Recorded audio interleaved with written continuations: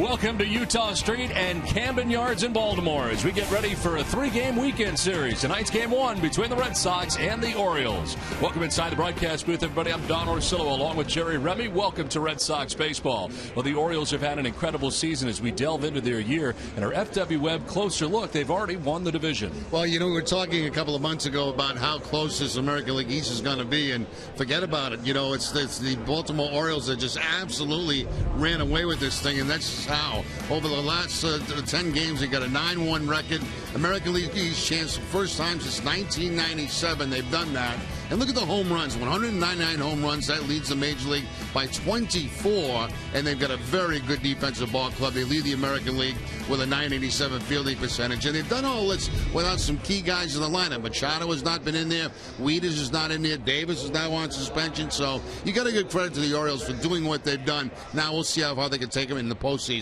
Now the Red Sox trying to bounce back against these O's after being swept by the Pittsburgh Pirates. Well, those starts at third base tonight with Garrett Cicchini getting the start for Boston. We're back with the first pitch from Baltimore right after this.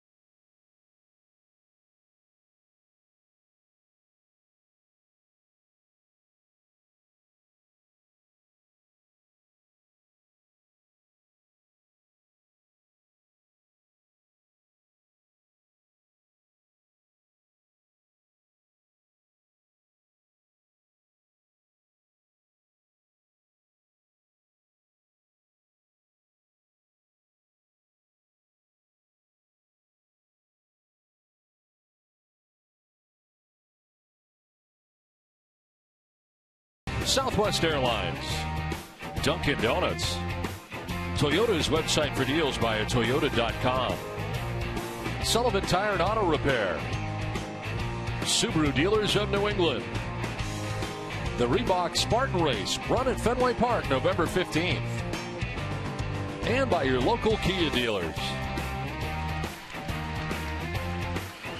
Welcome back to Camden Yards as we get ready for game one of the three-game series between the Red Sox and the American League East division-winning Baltimore Orioles. Before we get it started, let's send it down to Gary. Don, so Garrett Cicchini already has his first Major League hit in the books. That came during his last call-up back at Fenway Park tonight, making his first career start. Is he excited? Yep. Is he nervous?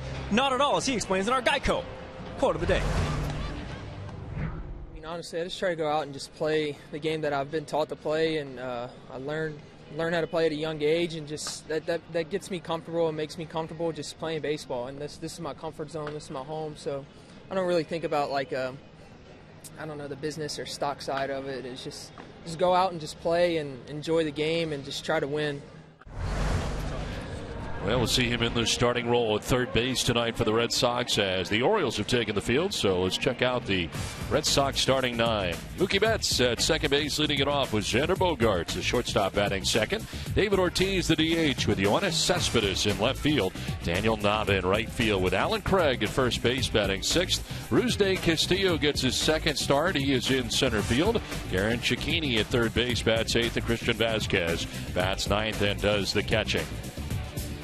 Tonight's Orioles starting pitcher is presented by your New England Nissan dealers. Kevin Gausman on the mound tonight. His 19th start of the year for the O's, 7-7 with a 3.57 earned run average, 80 strikeouts at 37 walks, and opponents hitting at .262 against Gausman. Last time out, a no decision against the Yankees. 7 shutout innings, though. He walked 2 and struck out 7, pitched well enough to get a win. The defense tonight for the Orioles, they are the best in the American League. 74 errors on the season. Jimmy Paredes at third base. Brian Flaherty, the shortstop. Jonathan Scope at second. And Christian Walker, the first baseman. Left to right, Alejandro Diaz, David Lowe, and Steve Pearce. Caleb Joseph doing the catching for Gausman. Umpiring crew tonight, Dana DeMuth has a play calling the balls and strikes tonight with Tom Woodring at first base, Ron Culpa at second base, and Lance Barrett is the umpire at third. Comfortable conditions tonight in Baltimore as this lengthy road trip continues for the Red Sox. 70 degrees here tonight. Light and variable the wind, and mostly clear the forecast for the remainder of the evening. Now ready to lead it off is Mookie Betts, the second baseman for Boston. The Sox taking 3 out of 4 from Kansas City to begin the trip. They dropped all 3 games in Pittsburgh and now begin the series tonight in Baltimore. First pitch of the ball game. This is inside for ball 1, and we are underway. Mookie Betts at .283 with 4 homers and 13 runs batted in. And so far on the trip, he is 8 for 27.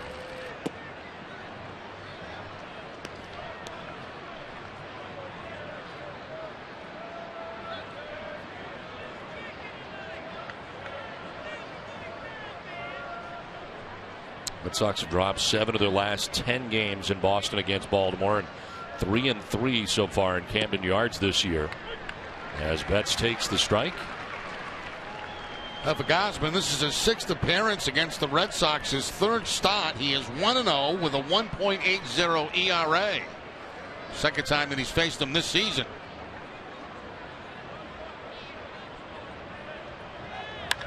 In the air to center field, struck pretty well. David Lowe going back in that deep outfield, back to center field and back by the 410 marker to reel it in on the dirt of the track for out number 1. So Betts gives it a ride, but he is retired for the first out. It brings up Xander Bogaerts. A little different breeze tonight here at the ballpark in Baltimore, where it's kind of blowing straight in from left field.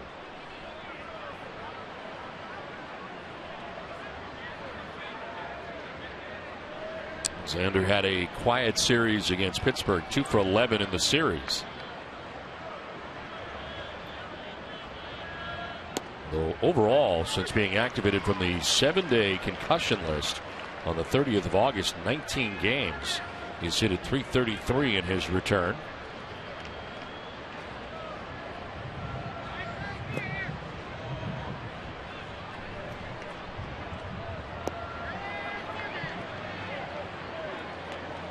Month of September so far for Xander after a tough August.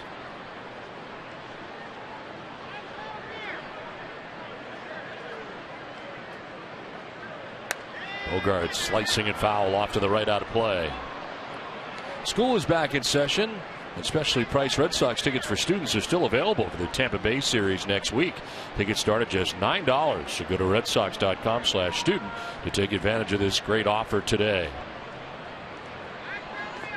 One out here in the top of the first inning. The 1-2 pitch to Bogaerts. Pops it up, foul, and out of play, off to the right. Good velocity from Gausman, 94, 95 miles an hour. He'll throw the breaking ball. He'll throw a split-fingered fastball. Also a changeup.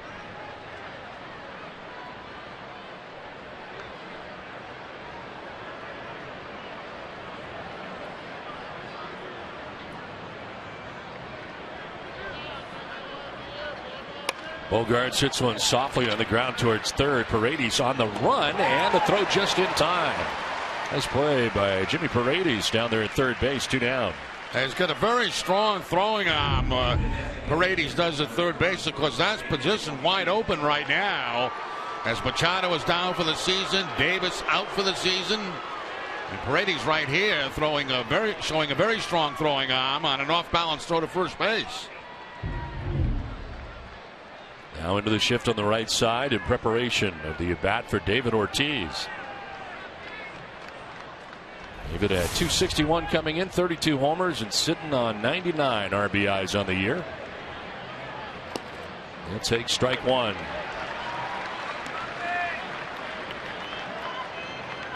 Ortiz starting one game in the 3-game series against Pittsburgh.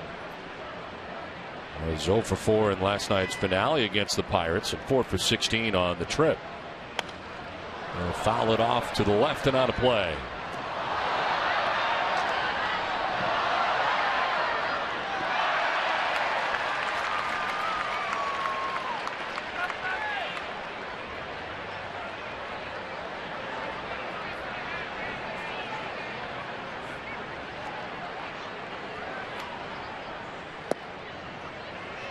Low and away, 1-2 to Big Papi. Split fingered fastball that time from Gausman to Ortiz on the 0-2 count. David 0 for his last 9 at the plate as Yoenis Cespedes waits on deck. Staying away again.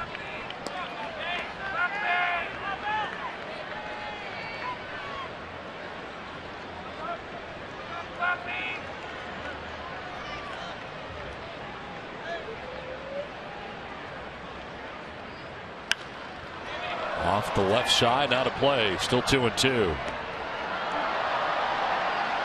Well, July 24, 2004 was a turning point for the Red Sox. Jason Varitek stood up to Alex Rodriguez, and Bill Miller hit the game-winning home run on Mariano Rivera. And this week's Red Sox report relived that day in one of the most memorable regular season games in team history. Don't miss the Red Sox report Tuesday at 5. Ortiz takes that and just missed. That's a good pitch by Gausman right there. Almost picked up that inside corner. Just trying to go up and in again against Ortiz. The second time they've done that.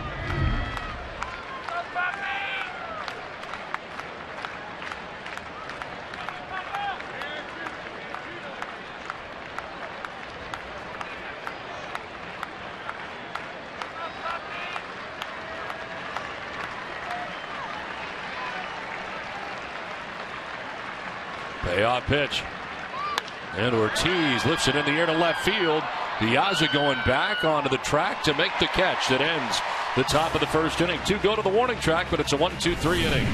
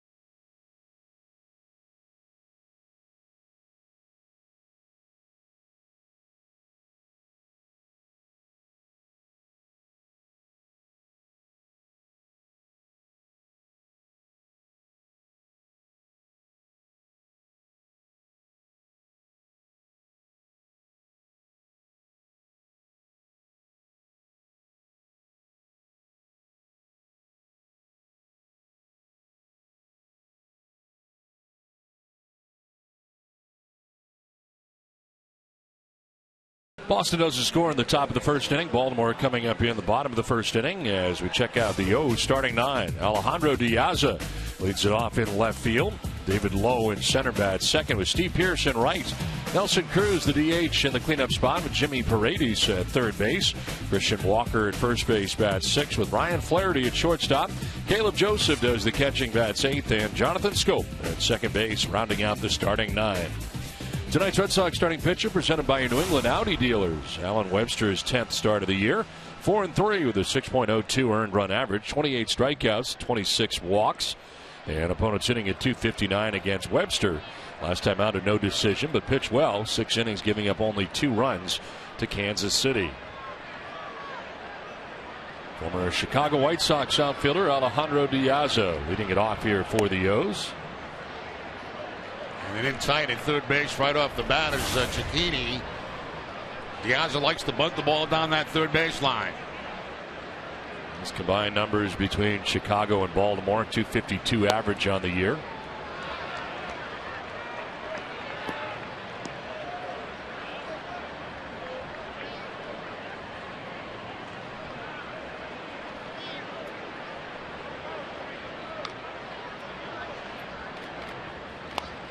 Late swing, and it's fouled off over by the Red Sox dugout. Well, fans, you can test your Red Sox IQ right now. The MLB Preplay mobile app. Download for free and start predicting every at-bat of every Red Sox game all season. Tonight, Preplay predicts Alan Webster will go 5 1/3 innings, allowed 3 earned runs, 6 hits, 2 walks, and 5 Ks. Line towards right center. In comes Castillo, and Rusney is there to make the catch. The Red Sox defense is brought to you by Southwest Airlines. They are 7th in the league with 88 errors on the season. Aaron Cicchini will be at third base, and Bogarts the shortstop. Mookie Betts at second. Alan Craig, the first baseman, left to right. Yoenis Cespedes, Rusney Castillo, and Daniel Nava, and Christian Vasquez doing the catching for Webster. One down here in the first inning for David Lowe. 234 homers and 12 runs batted in for Lowe. Line one to center. Castillo coming in, and that one he picks. So back-to-back plays in center. Looked like that was going to short hop him, but he comes in to make the grab on the sinking liner. 2 down. Yeah, very nice play by Castillo. I thought this ball was going to be a base hit. He comes in, he slides. It's clearly in the webbing of the glove before it hits the grass. He was playing very shallow, too, with Lowe at the plate. So nice play in center field by Rusney Castillo. 2 down here in the bottom of the first inning brings up Steve Pearce. 297, 20 homers and 48 runs batted in for Pearce. That'll pick up the outside corner. There's our Chevy key player. Steve Pearce currently on a 6-game hitting streak. Going 10 for 20 during the streak with 2 doubles, 4 home runs, and 9 runs batted in.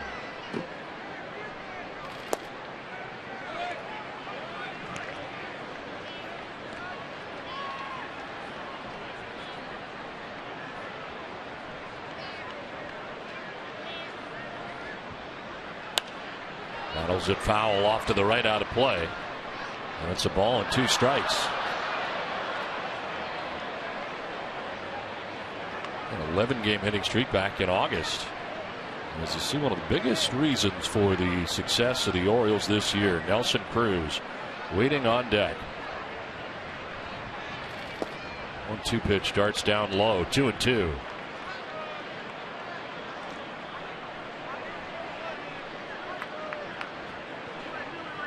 The Orioles, of course, without Machado, without Wieters, now without Chris Davis. Serving a 25-game suspension. And we talked a little bit about that in the open. It's amazing the Orioles have been able to do what they have done without some of their real key players. Wieters and Machado in particular out for a long time. And a great job by Buck Showalter. 3-2 pitch is popped up left side. Cicchini stepping into foul ground. Makes the catch that ends the inning. Webster has a 1-2-3 first. We're headed to the second without a score.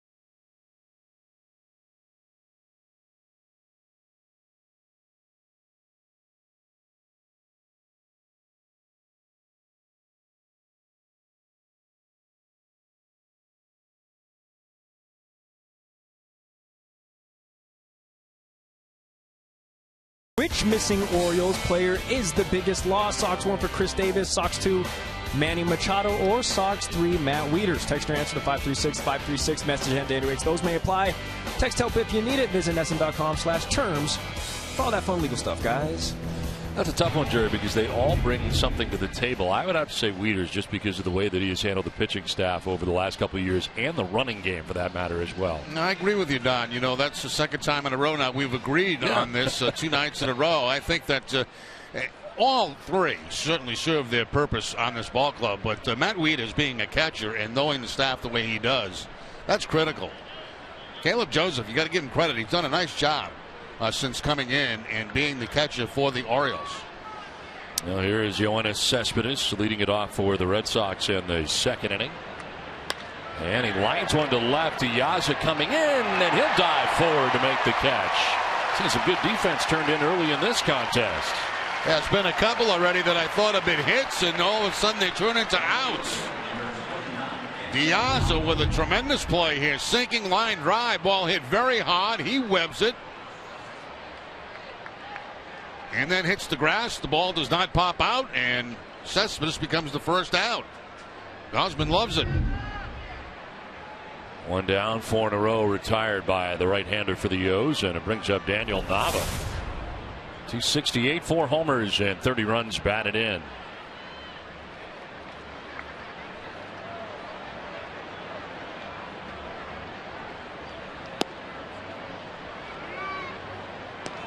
It was 4 for 9 in the series against the Pirates.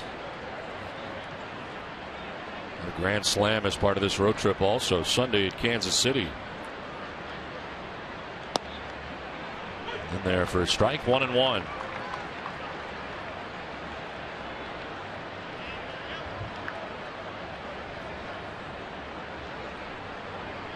$16 games in September for Nava, hitting at .300 during that time. 1-1 pitch is to right. That's going to get in for a base hit. First hit of the night for Boston. 1-out single for Daniel Nava.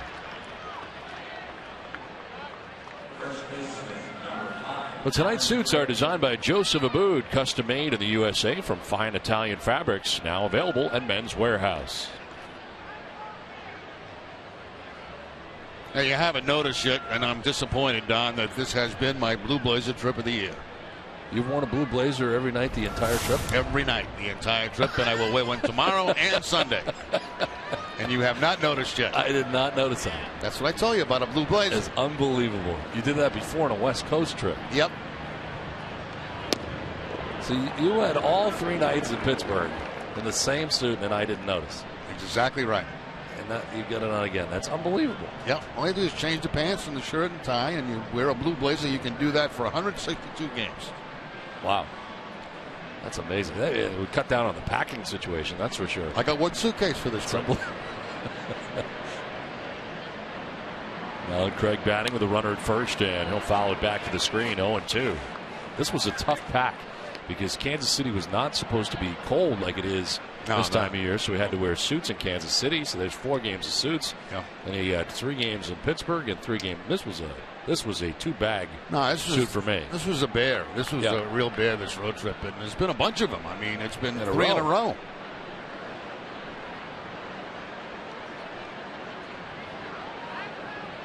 It's an 0-2 pitch coming up here to Alan Craig. And it's fouled off outside of third. I was going to wait till Sunday to see if you noticed, but I already could tell that you're in the not noticed mood. I don't know what it is. I don't really pay attention. I do pay attention to your shirts, though. Yeah. Like this shirt I have not seen before. It's very nice. I like it. Yeah, second time I've worn it. Very nice shirt. Different look. For me, especially. Yeah. You know, for me. And you don't wear your jacket for very long. That's the other issue. You get it off as soon as you're done with whatever's on camera. Put it on for the open, take it off. So I rarely see the jacket on. That's the other issue.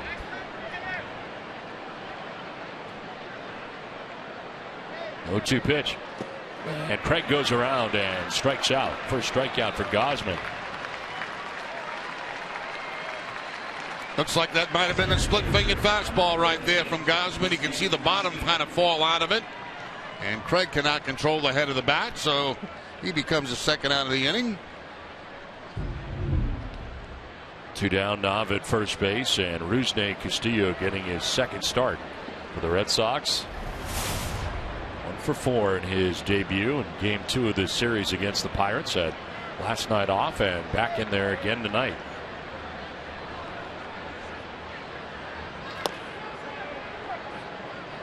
Big Fish Casino. Download the app for free today.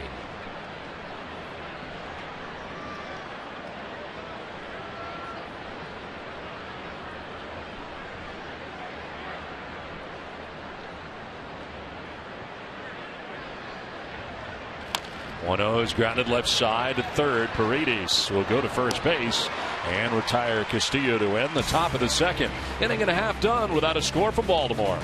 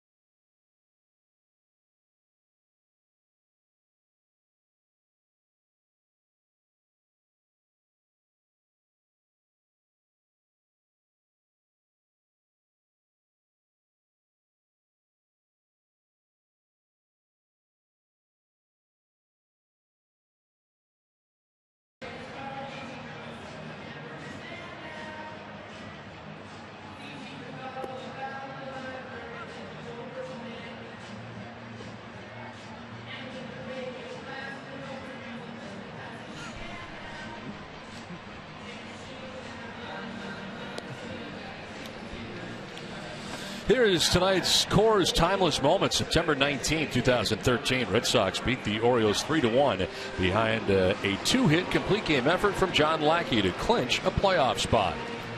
That seems like a very long time ago.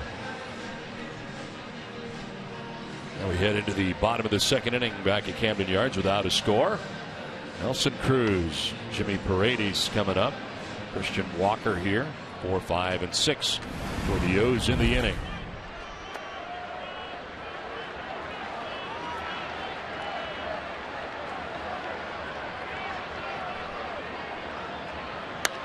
Cruz lifts it foul down the right field line, out of play. 39 home runs on the year, 103 runs batted in, and a .266 average for Cruz. And a 6-game hitting streak coming into tonight's game. A swing and a miss, down 0-2. And change up by Webster that time to get the swing and miss from Nelson Cruz. Leads the majors in home runs, tied for 4th in RBIs.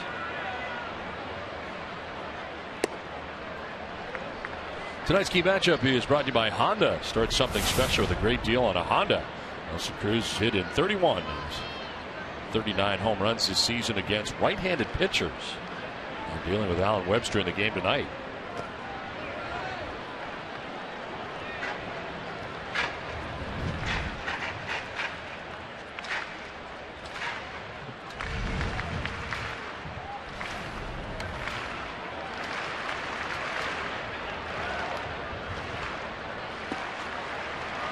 He's off, battles back here. Started the All-Star game as the DH for the American League this year. Jimmy Paredes waiting on deck. Payoff pitch. And Cruz lines it into right center field in for a base hit.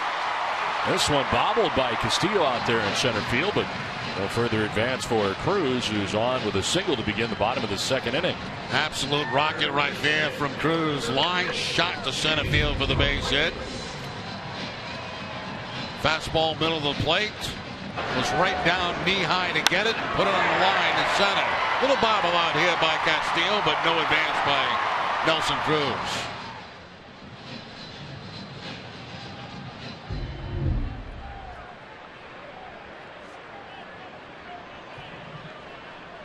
Jimmy Paredes with one on, nobody out here in the Baltimore second inning. He's showing bunt, pulls it back, and takes the ball down low. With Kansas City and Baltimore, the combined numbers for Paredes: 356, 2 homers, 8 runs batted in. Hired from Kansas City in exchange for cash considerations prior to the trade deadline, July the 24th to be exact.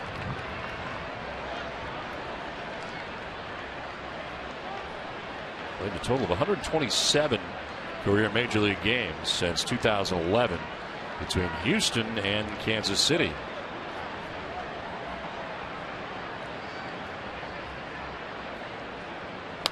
On the ground to first base, Craig will go to second base. For an out there, the return throw is not in time, and reaching is Paredes.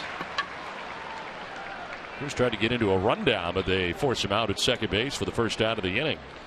Yeah, no other option really for Craig. He could not go over and tag first and then go to second base. It wouldn't have happened in time to get the double play.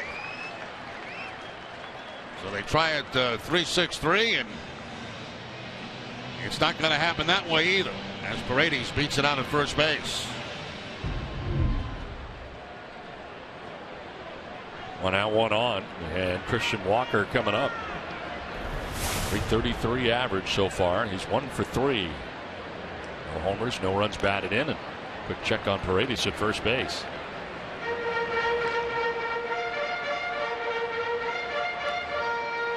Four for 4 so far.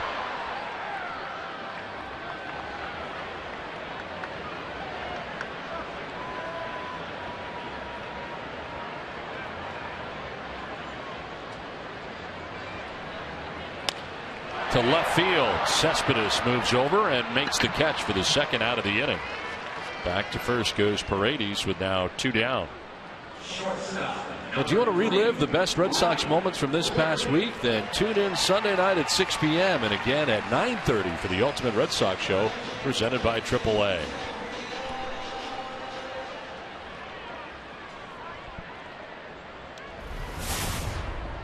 Two down, Paredes at first base, and Ryan Flaherty, the Maine native, stands in.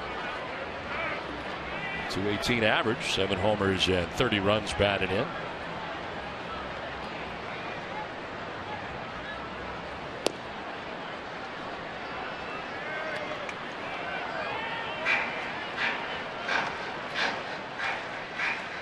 A big game against the Red Sox, a career high 4 hits.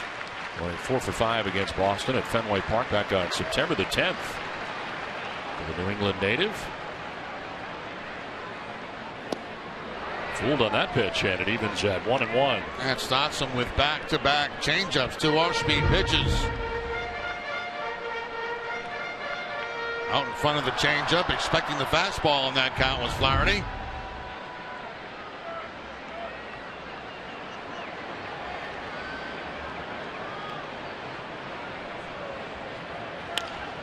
Popped up left side. Xander Bogaerts on the outfield lawn. Makes the catch that ends the second inning. We head for the third without a score from Camden Yards.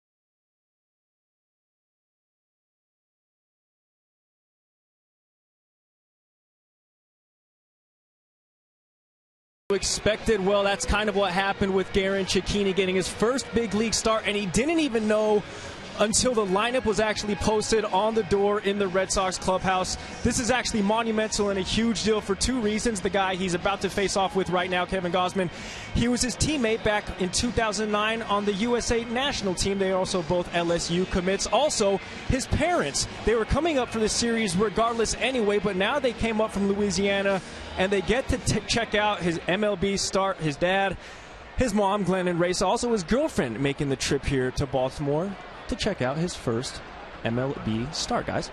All right, thanks very much, Gary. Here is Cecchini, followed by Christian Vasquez and Mookie Betts here in the third inning. Cecchini so far 2 for 3 in the big leagues. And a pitch over the outside corner for strike one. Gausman operating at 94 miles an hour.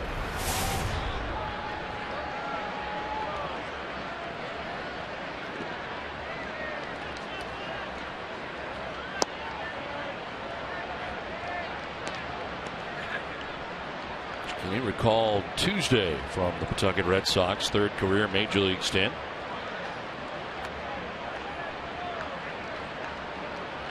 He's hitting at .357 in his last 30 games with Pawtucket.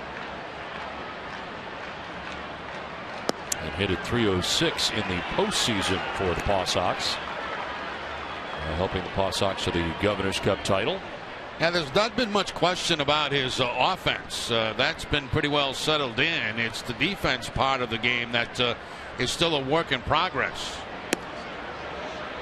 From a number of times this year, Red Sox were looking for the third baseman, and the question was, well, where's Cecchini? And, you know, they just said, well, defensively, he's not quite ready yet.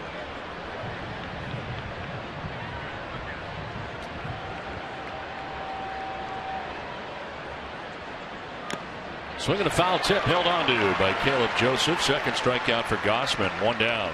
That first strikeout was on a split-fingered fastball to Craig. This time it's a fastball by Cecchini, keeping it away from him. Foul tip into the glove of Caleb Joseph.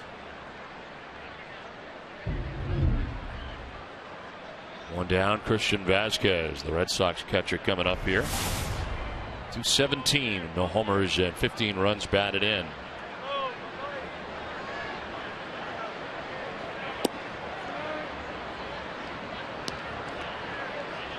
Vasquez 4 for 23 on the trip.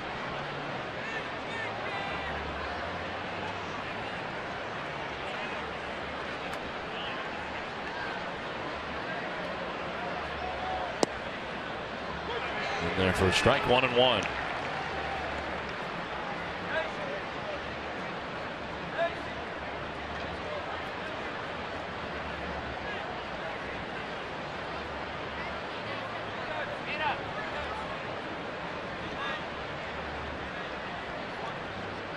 Vasquez rolls it over foul and is down 1-2. Hey, Red Sox Nation, get a free medium beverage when you enroll in the Dunkin' Donuts Rewards Program DD Perks.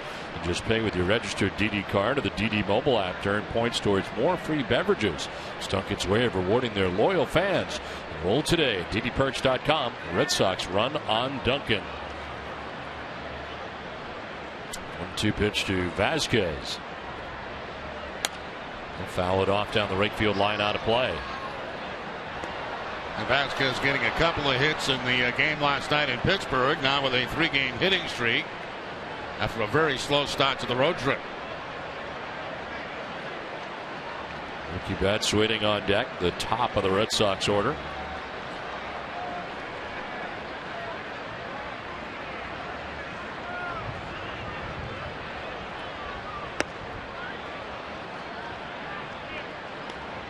Gausman, selected by the Orioles, first round, 4th overall in 2012 out of Louisiana State University.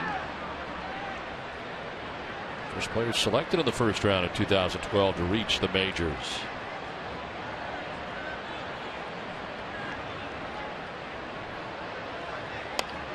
Grounder left side to short. Flaherty for out number 2 of the inning. My view tonight, Jerry, is of coming from one of the better clubhouses in the major leagues. It is Upside down, actually. What are you doing? Hang on a second. I was not walking on the ceiling. Here we go. Oh. All right, now we picked it up. As we come around the corner there, there's a tee and a batting area there. But these are all the bags where the catcher's gear is. And we have a few catchers now on the squad, so they can get their stuff down there near the clubhouse area. You have a bathroom down there on the way in case you need it if you're in the dugout. Mookie Betts was on the phone as I rolled by. And coming in there is the actual view. But apparently I did it upside down today, so the truck kind of fixed it once it got there. I don't know the difference, but my view was upside down.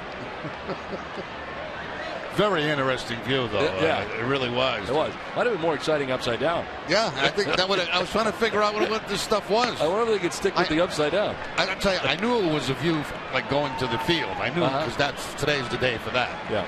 But I didn't expect it to be upside down. So I find that very interesting. Huh? I found that very interesting. It's just a me thing, I think. I think it is. When just I was somebody growing up, I used to think it was really cool, the area between the dugout and the clubhouse. So the players could go back and forth between a little secret tunnel there that nobody gets to go through. So I think it's a me thing. I think that's where this started. I agree with you on that because I had those same feelings going to Fenway Park and watching the Red Sox. You know, what it was like. You know, how do you get to the clubhouse and what the clubhouse was like and all that stuff. It's underneath the stands. It's just you don't see it. Yeah. So we have now, and even upside down. Yeah. So if you walk on the ceiling, that's the view you'll get. So I think upside down was better. I think we should probably rerun that completely upside down the entire way. Now 2 down. Betts at first base with a base hit. Red Sox have 2 hits. Bogarts will hit a fly ball out to right center field. Lowe and Pierce come together, but it's David Lowe stepping in front of Pierce, makes the catch. Upside down. This is art.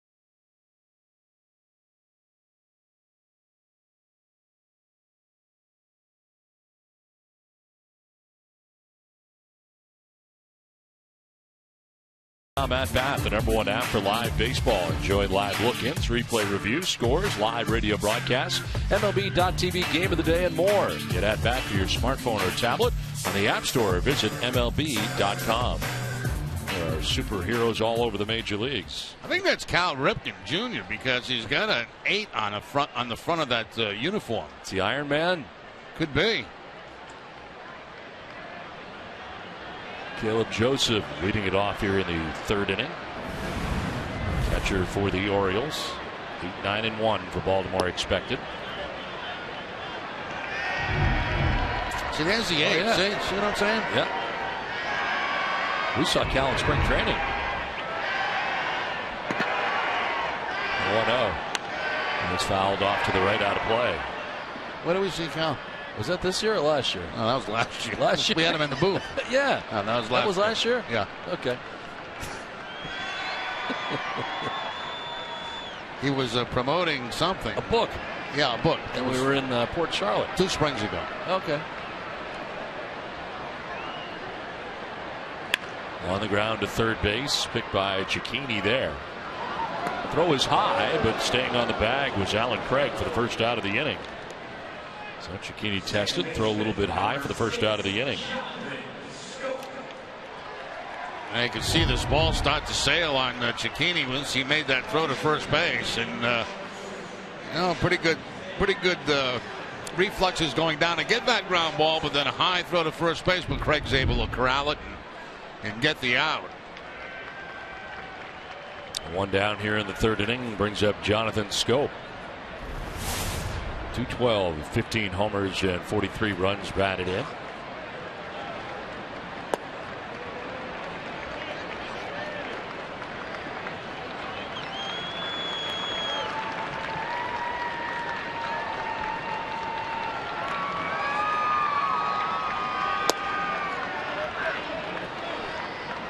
Two and 0. Has been working on reducing walks in his outings. Walked just 1 in 6 innings last time out. He really has been better at it ever since his first 2 outings. First outing he walked 5, second outing he walked 6. Since then he's not walked more than 3 in an outing, and last time out the fewest number so far in an outing with 1. It's 2-1 now to Schoop, the number 9 batter for the O's. Foul back and out of play, 2-2. I remind you to vote for the Amica Pitcher of the Week at NESN.com/Amica. Enter to win a $100 gift card from NESN with the Yawkey Way Team store.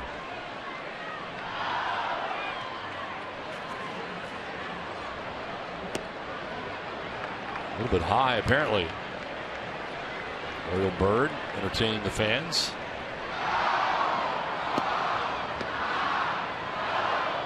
Spelling out Orioles. On the ground up the middle, and it'll make its way into center field. Not hit hard, but well placed. A 1-out single for Schoop. Now Schoop's up there swinging. He is a free swinger. He has only walked 11 times this season. Gets the fastball on the outside part of the plate, hooks it, and takes it back up the middle for the base hit.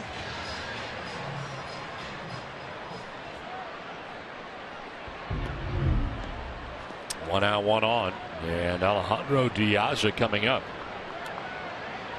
Diaz lined out to the center fielder Rusney Castillo in the first inning.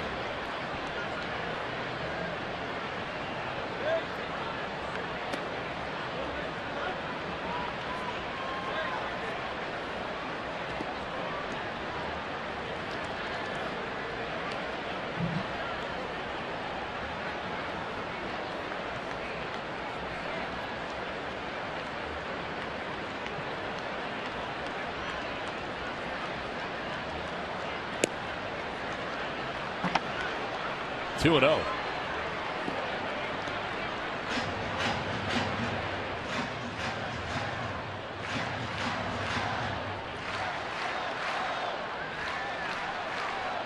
Schoop at first, one down. Diaz waiting on a 2-0 pitch. Cicchini in on the grass at third.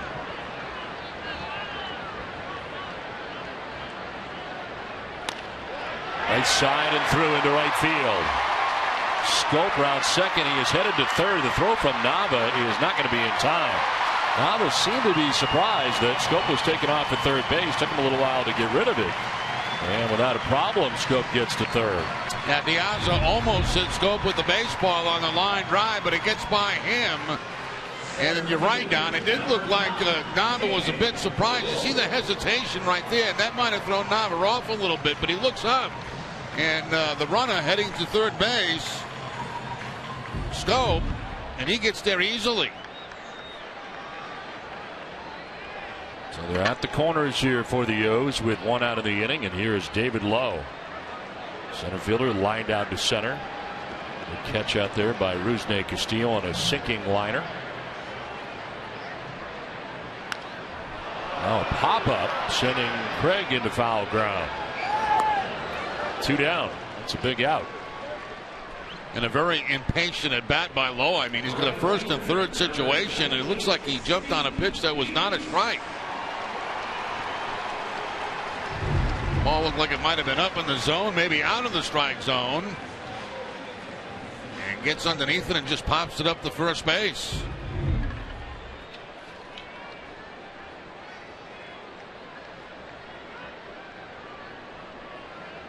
So 2 down, first and third, and it brings up Steve Pearce.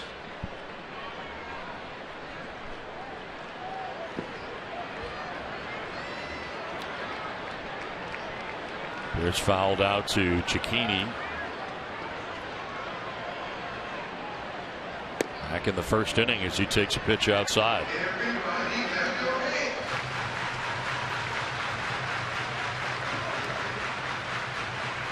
Pearce has had a nice season home run wise, 20 home runs on the year, and average wise.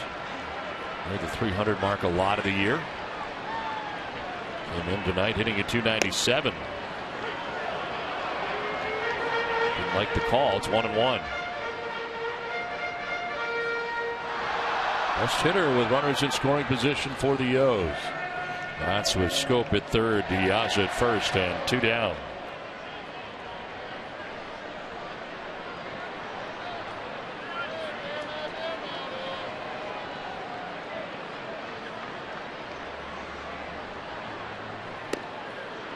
Two and one.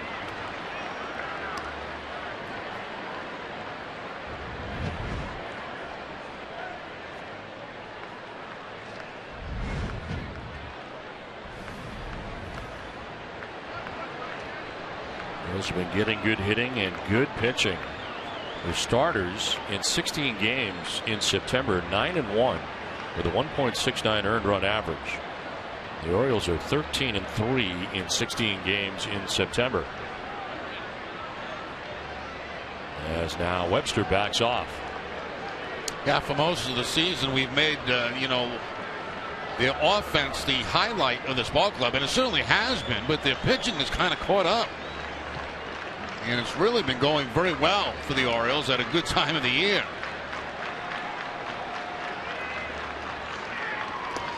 Really beginning the year, I think most thought that the downfall for the Orioles this year was going to be their pitching, and that has not been the case. Well, you look at them right now, third in the league in ERA, fifth in hits allowed, third in runs. I mean, that's pretty darn good pitching, and see the numbers over the last 11 games, just remarkable numbers for the Orioles.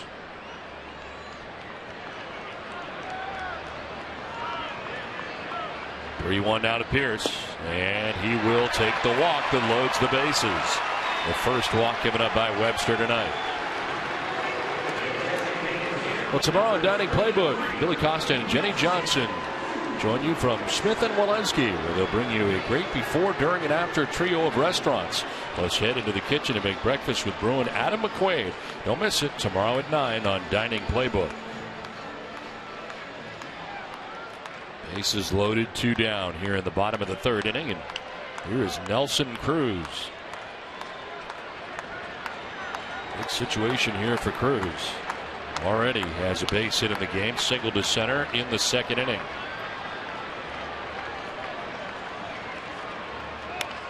On the ground, stopping towards third. Cicchini on the run. His throw is going to be late, and the run scores.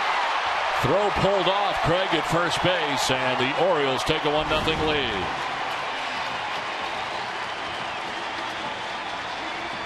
John Farrell is going to come out and dispute this. Now the call by the first base umpire was that the throw did pull Alan Craig off the bag. We'll take another look. Cicchini coming in, the sidearm throw to first base. Well, Craig never had his foot on the bag.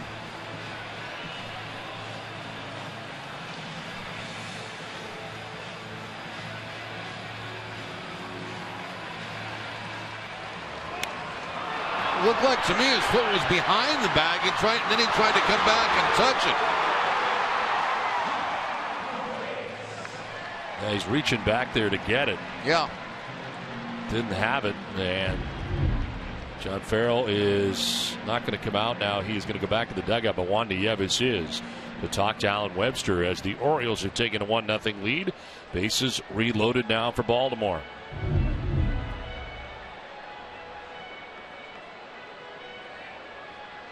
See the right foot behind the bag to the outfield side of the first base bag. Then he reached back to try to tag it, but it was too late.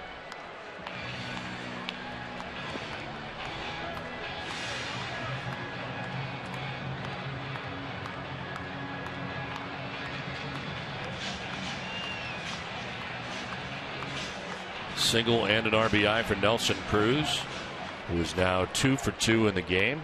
Picks up his 104th RBI of the year. And the Orioles take a 1-0 lead, now looking for more. Jimmy Paredes, the batter.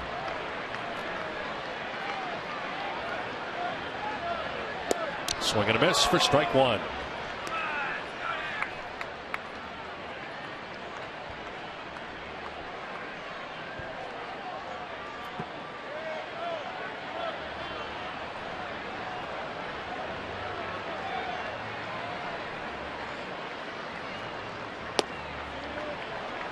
Runs it down and in.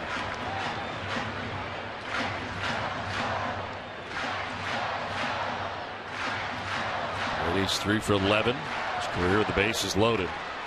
That's with Diaz at third base, Pierce at second, Cruz at first. 2 down here in the third inning. Paredes fouls it back, 1-2. Velocity tonight for Webster on his fastball, 94 miles an hour. That last one, it was a late swing by Paredes.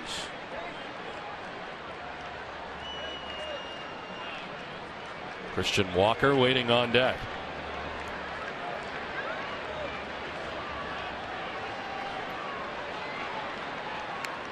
Check swing foul.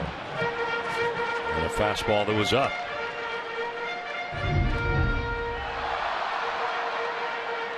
Tried to hold up, didn't really want to swing at it, but fouls it off. Pitch well out of the strike zone.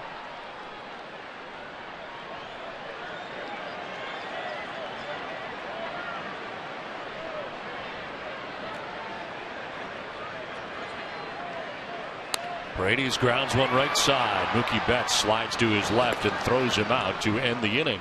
But the Orioles grab the game's first run, take a 1-0 lead.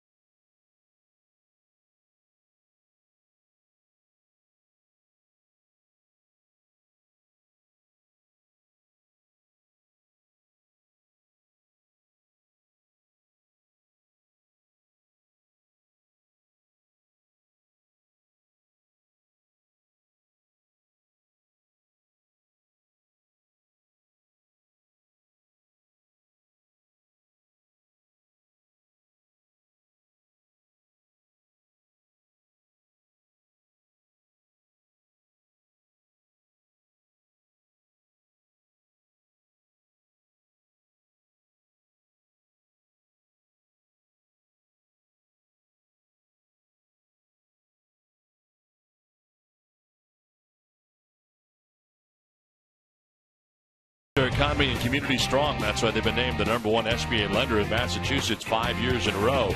Eastern Bank, here you're first. Now back in the Inner Harbor in Baltimore, where the Orioles pushed across the game's first run on top 1-0.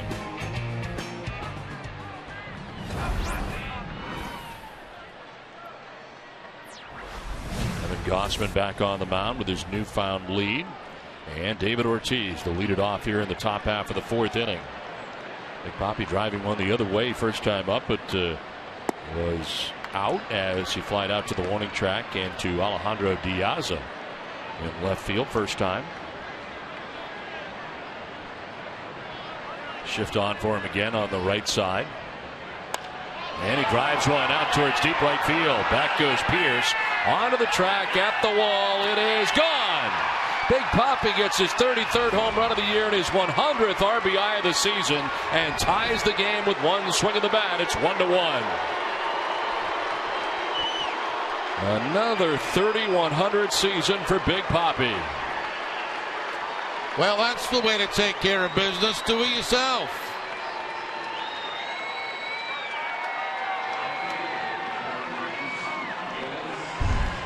Ortiz gets the fastball right here, right down the middle of the plate.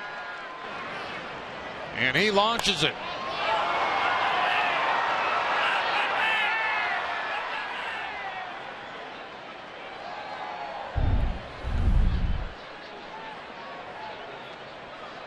He passes Ted Williams for the most 30 and 100s in his career. 8 of them. And wow, Joseph just get crossed up. It would be very strange with nobody at second base. Yeah. The fastball seemed to surprise him and glanced off him. It did.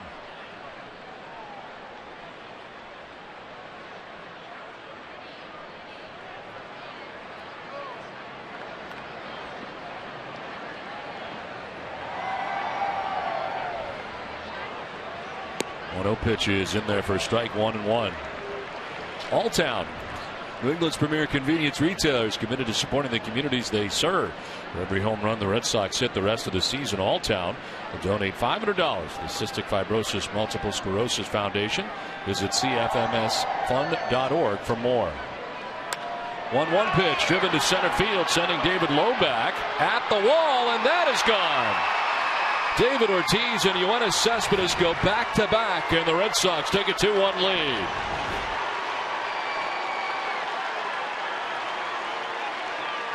One to right center, one to straightaway center. Well, what's interesting is coming in this game, Gausman had only given up 5 home runs all season long. Now he's given up back-to-back home runs. Ortiz on a fastball and a slider to Cespedes. Straightaway center field. 5th time the Red Sox have gone back-to-back on the year.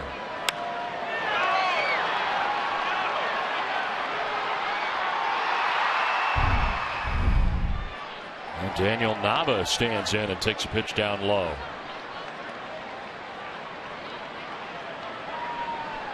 The slider appeared to be middle for Cespedes as he drives it out of the yard. Center cut. Center cut. Hanging slider. And he took care of it.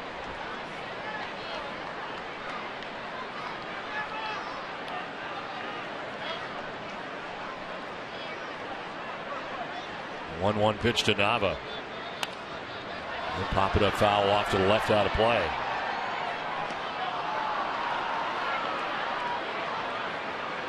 Red Sox trail 1-0 coming into this, the top of the 4th inning, but David Ortiz and Yoenis Cespedes have gone back-to-back. Gausman trying to find his bearings here. Does not have an out yet in the 4th inning.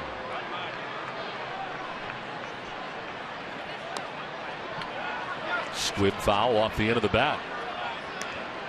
Ace Ticket, the official Red Sox ticket partner, has the best seats at the lowest prices to all the games at Fenway. All the 200% guarantee. Right now, Ace Ticket has special savings on all Red Sox games.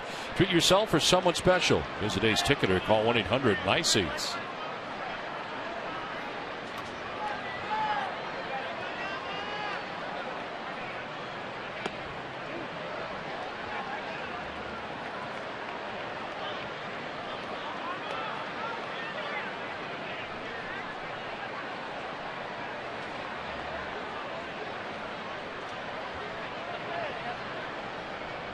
fourth inning, running into some trouble, and this has been the problem area for Gausman.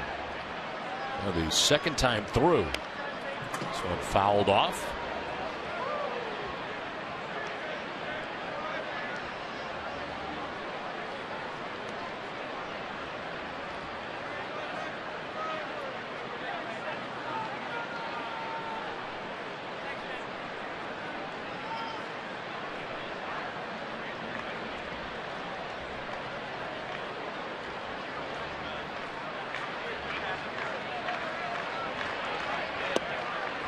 Down and in, has him dancing out of the way.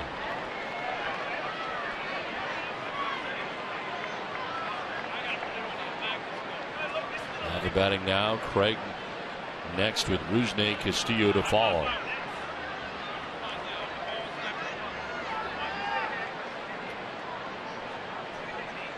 Payoff pitch to Nava. Fly ball to left field. Diaz moving over towards the line. And he'll make the catch for the first out of the fourth inning. So one down, it brings up Alan Craig.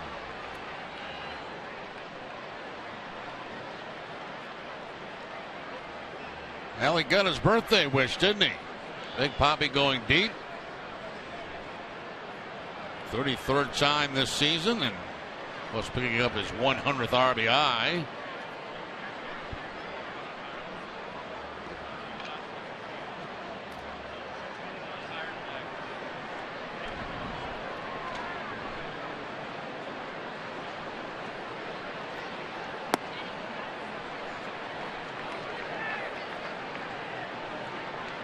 Alan Craig struck out swinging in the second inning, one of 2 Ks for Kevin Gausman.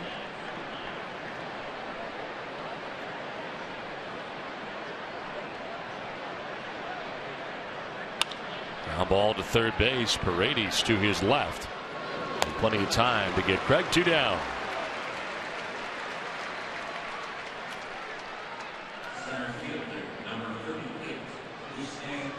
That brings up Rusney Castillo. Grounded out to third base in the second inning, 0 for 1.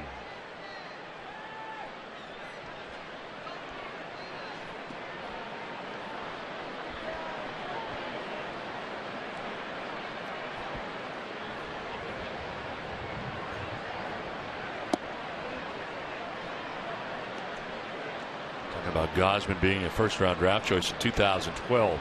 Seems to me, Jerry, that pitchers who are drafted seem to get that high, seem to get here a lot faster than position players who drafted that high. I agree with you, especially over the last, say 10 years or so. If you're coming out of college and you're a number 1, number 2 pick, you're going to get the express to the big leagues if you show anything at all at the minor league level. And a lot of these guys have been very, very successful.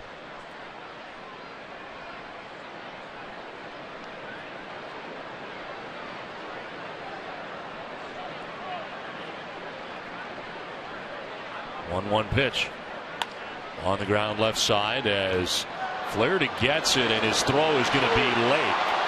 Castillo beats it out. Once Paredes didn't cut it off, made kind of a difficult play for Flaherty, and it's a base hit for Castillo, his second in the big leagues. The only chance they had to get Castillo at first base was if Paredes made this play. Once they got by him, there was little chance they were going to get Castillo at first. Nice effort by Flaherty, the shortstop, but not in time at first. A little bit of the speed of Castillo going down the line.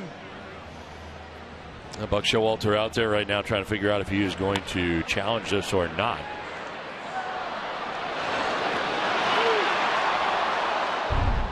And Buck will not.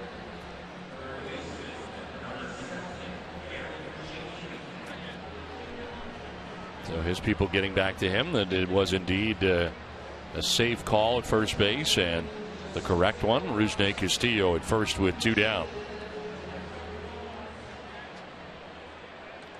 Garrett Cicchini struck out swinging in the third inning, 0 for 1.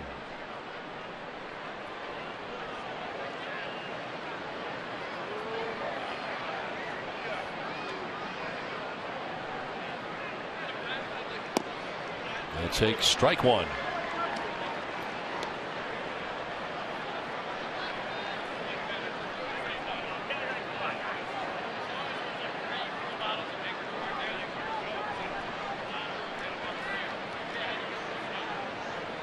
Parents looking on here in his second at bat, his first start in the majors. 0-1 pitch. Well, guys, I can tell you, Garen Cicchini, he's a big lasagna fan, but not just any lasagna. It has to be his dad's lasagna as we take a look at his Sox culture. On his iPod right now is Bob Seger, what he's listening to currently, Night Moves. Favorite vacation spot, California. Hidden talent, he claims to be a closet comedian, and his fantasy football team name, Cheech and Chongs. Swing and a miss on a pitch down and in. Bob Seger's out of your era, Jerry. Yeah, we're working on his night moves. Yeah. Front page evening news. Got any more? I got a lot of it, yeah.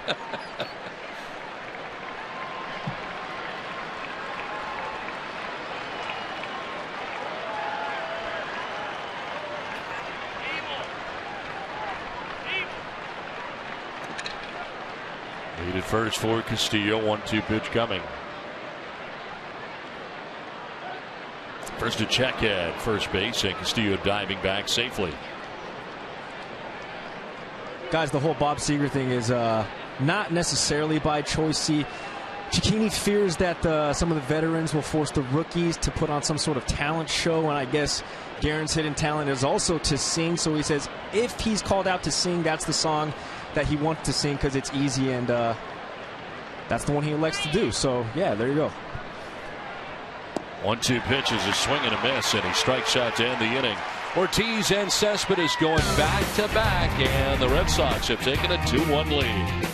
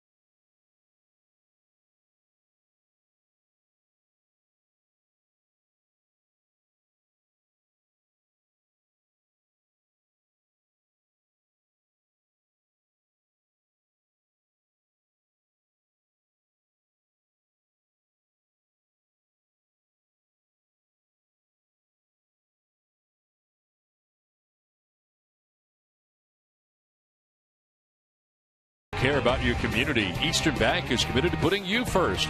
Learn all the ways Eastern puts you first at easternbank.com. Back at Camden Yards, 2-1. Red Sox have the lead to the bottom of the fourth inning. And Christian Walker leading it off. Right out to left fielder Yoenis Cespedes in the second inning.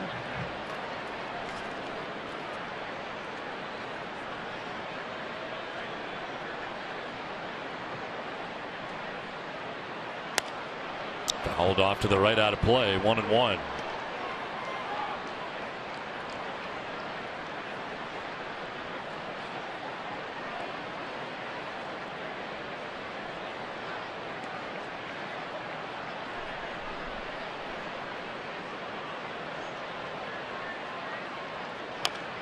On the ground on the third baseline, foul. Did you know Fenway Park hosts more than just Red Sox games, sporting events, and concerts? Fenway Park has a variety of unique spaces to host your next holiday party, meeting, or special family event. Visit redsox.com/events or call 617-226-6791 to book your Fenway Park event today. In there for strike 3. First strikeout of the night for Alan Webster. Webster's strikeout high in the season is 5. He's done that a couple of times, once against Toronto and once against Seattle. That time the breaking ball on the inside corner to pick up the strikeout. They wanted to go away. It stays inside part of the plate, but it is a strike. First out of the 4th. One down for Ryan Flaherty. Popped out to his counterpart at shortstop, at Xander Bogaerts, as he takes a pitch inside and low.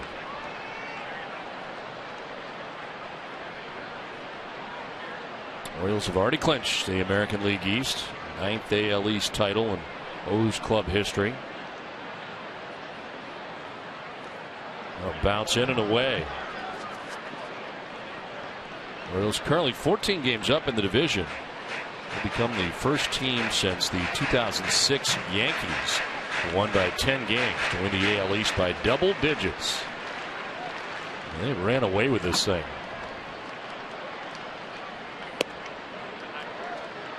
(3-0).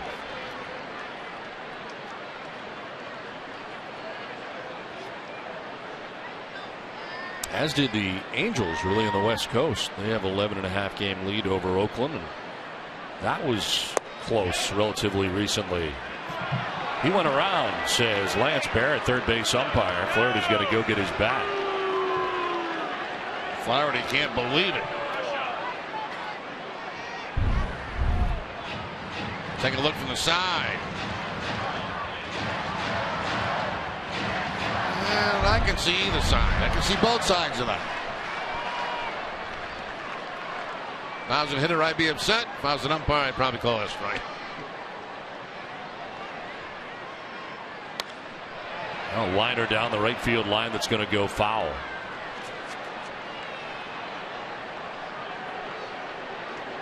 There's a couple working on their night moves.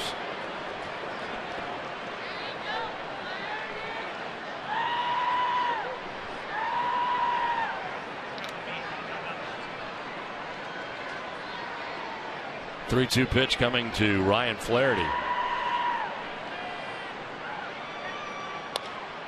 In the air to right field. Nava started back, now comes in. The swing kind of fooled him and makes the catch for the second out of the 4th inning. Well, the Bruins preseason begins on Tuesday. Make sure you never miss a game by downloading the schedule into your favorite web, mobile, or desktop calendar program. Visit NESN.com/schedule to import now. 2 down in the 4th inning. Then it brings up Caleb Joseph. Grounded out to third base in the 3rd inning. 0 for 1.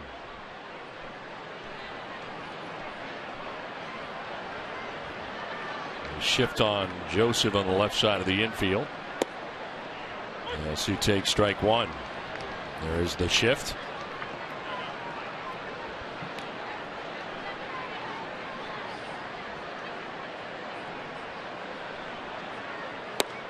Oh, and 2.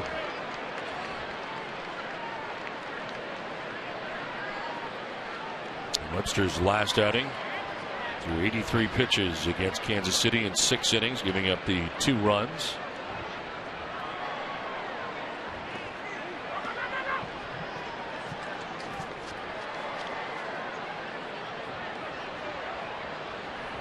Pitching against the Orioles tonight, 2nd time in his career.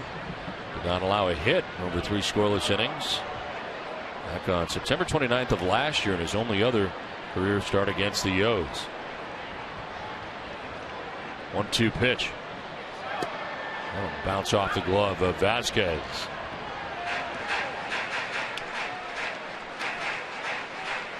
Action for the Orioles. Right-hander Evan Meek up in the pen. Gausman has thrown 63 pitches through the first 4 innings in tonight's game. Line down the left field line, foul. Let's grab.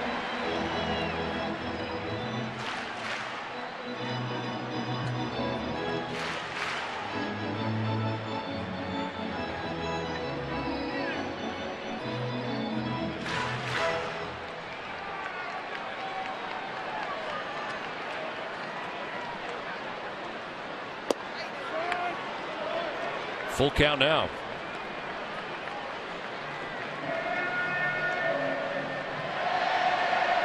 Joseph now, if the inning continues, Jonathan Scope would be next.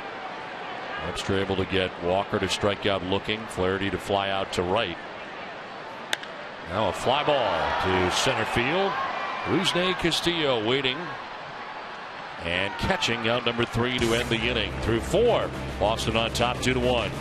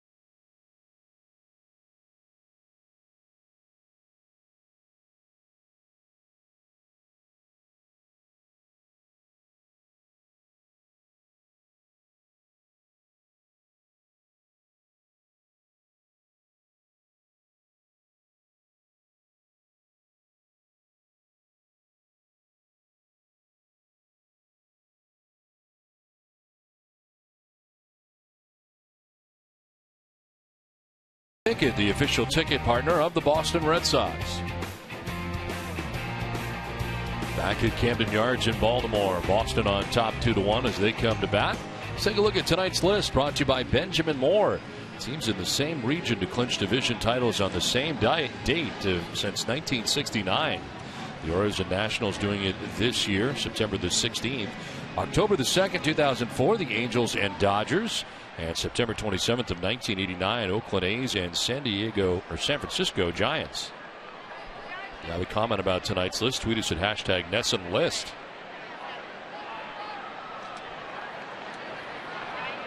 Christian Vasquez to lead it off here in the 5th inning.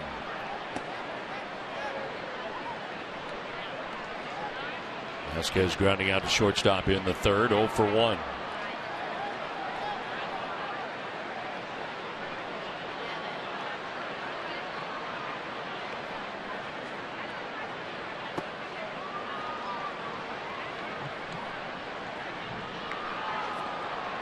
Gosman working here into the 5th inning. Evan Meek had been warming in the pen as he works here into the 5th, trailing by a run.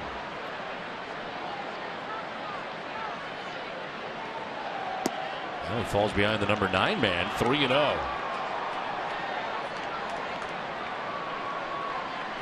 The line for Gosman, brought to you by your Eastern Lexus dealer. It's 4+, 5 hits, 2 runs. He hasn't walked anybody, struck out 3. 67th pitch of his outing, and it's in there for strike 1. Vasquez, Betts, and Bogarts expected to bat here in the 5th.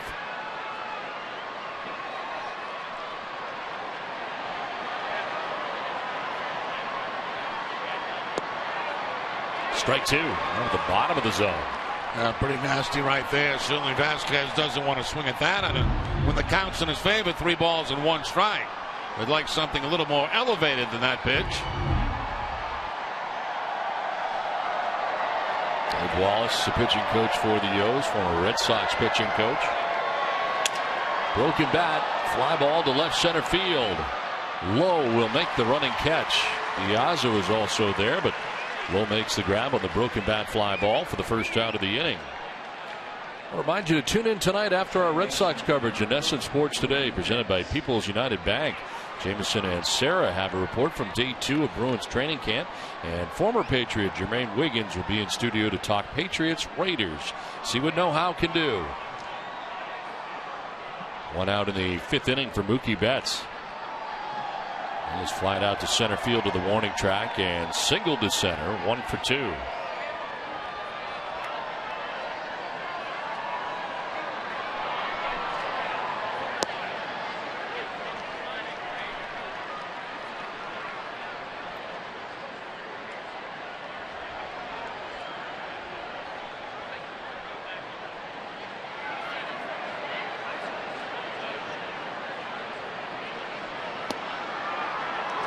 Strike 2, 0-2.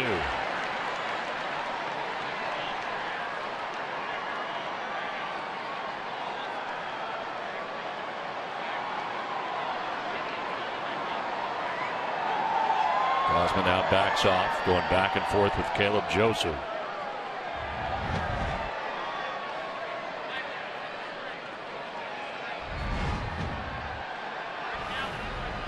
Decided on the breaking ball. And it drops down low, 1-2.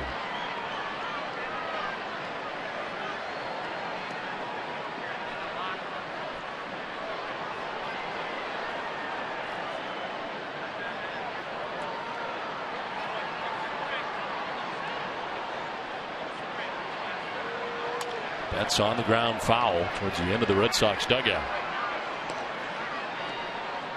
Big crowd tonight here in Baltimore. I was curious to see how they would be drawing, seeing they have already clinched the division, but nice sized crowd tonight.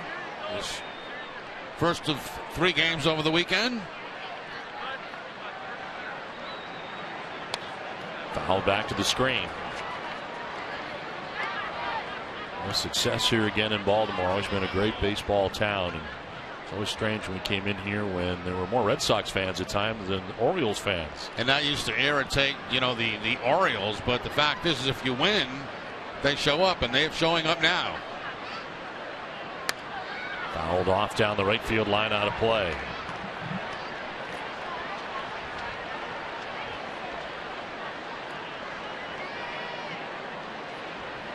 And it's like anything else, Don. You can put all the bells and whistles out there you want.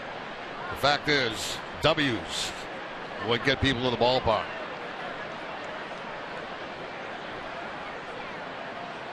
One-two pitch, grounded foul. Yeah, all the marketing ideas in the world cannot replace wins.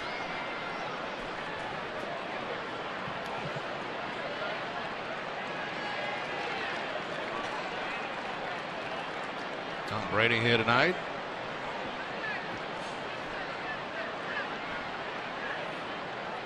One-two pitch. So fouled right off the mask of Caleb Joseph. Umpire checking on him. He appears to be okay. And rattled him. They got a good jarring that time on that foul tip.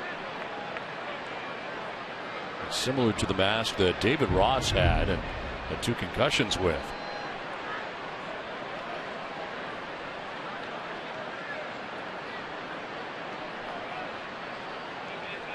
Bouncing in, and it's 2-2.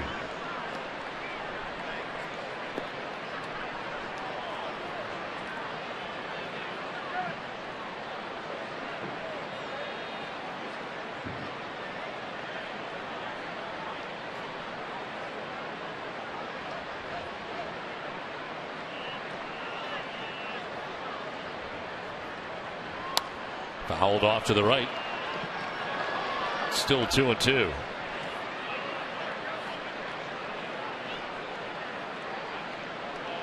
Bogart's waiting on deck with 1 out here in the 5th inning.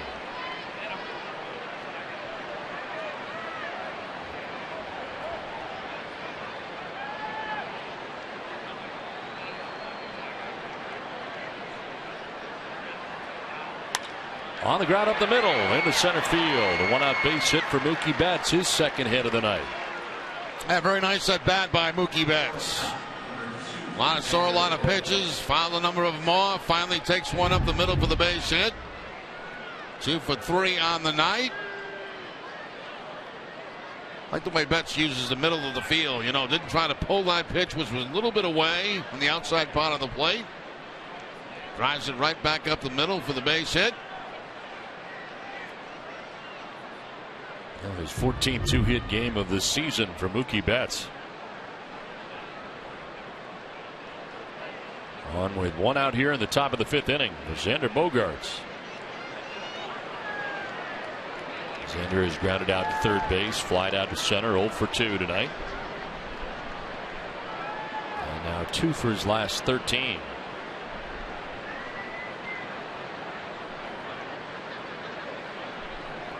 Throw to first and back to the bag is Betts. 6 on the season for Betts, caught twice.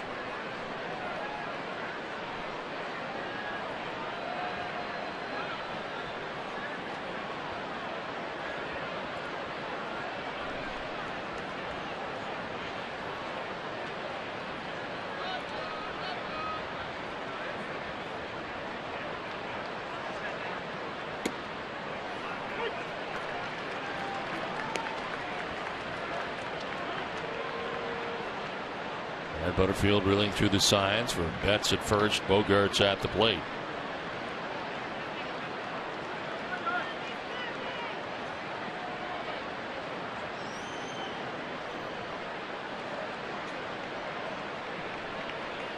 See Betts taking a peek in, see if he can pick up the sign from the catcher. If he sees off-speed pitch, he may take off and run.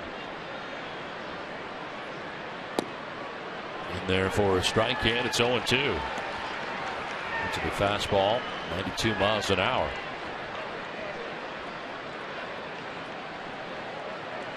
Asking about the count, it is 0-2. There's Betts peeking again.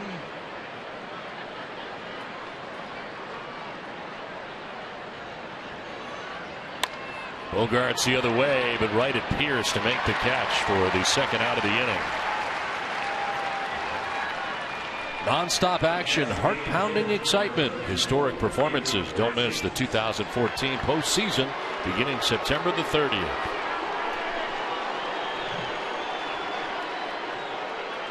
Two down, Mookie Betts at first base, and David Ortiz coming up. Last time he was up, he did this.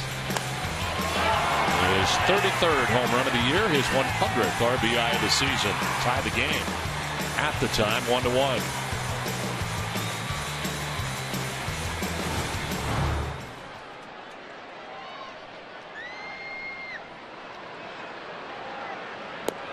Swing and a miss.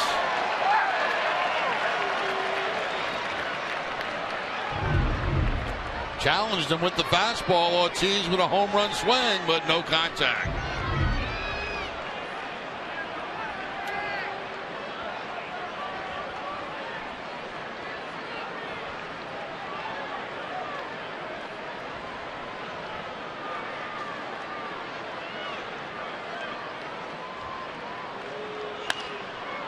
There's a foul off to the left, and David's down 0-2.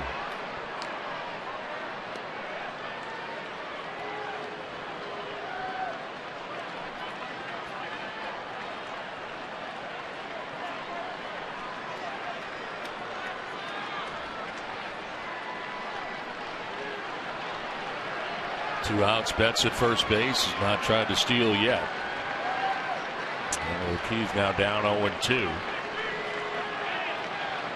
Shift on here on the right side. Ortiz to right. On a line. That'll get back towards the wall and one hopping. Mookie Betts being waved around here by Butterfield. Throw coming to the plate from Walker is going to be getting away, and the run is in. He's kind of kicking out of his glove as he came in was Betts, and the Red Sox take a 3-1 lead. That gamble taken by the Red Sox there because Betts was out by about 5 feet. But the slide in the home plate knocked the ball out of the glove of Caleb Joseph. Here's the wide shot down in right field by Ortiz. The relay. There's nobody in position except the first baseman, and they're just waiting on him. But I'm not sure he ever had control of that baseball. Let's take a look again. No, he didn't. He never had the ball in his glove. Trying to make that sweep tag, never had control of the baseball, so Betts is safe. They charge the catcher with an error. No RBI on the play. It is a single for Ortiz, but does not get credit for the RBI.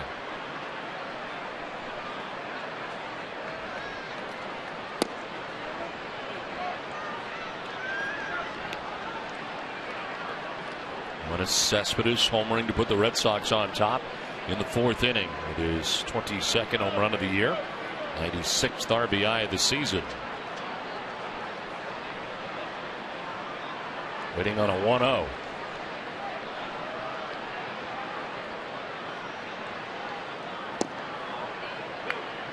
It's called a strike right at the bottom of the zone.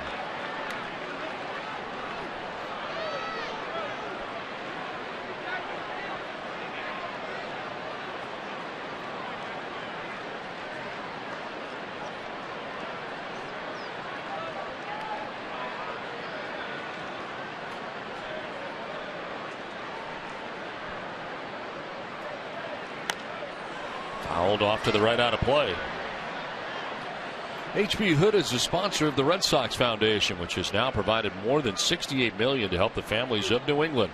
We thank the kind people at Hood, and we salute the Red Sox Foundation. Evan Meek still warming in the pen. Sat down for a while, back up now.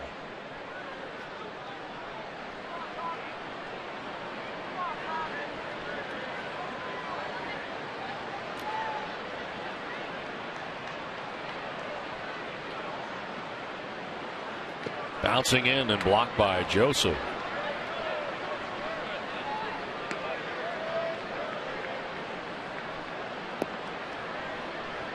Good job by Caleb Joseph here as this ball directly down in the dirt. Actually, not in the dirt, it hit the grass, it looked like, out in front of home plate.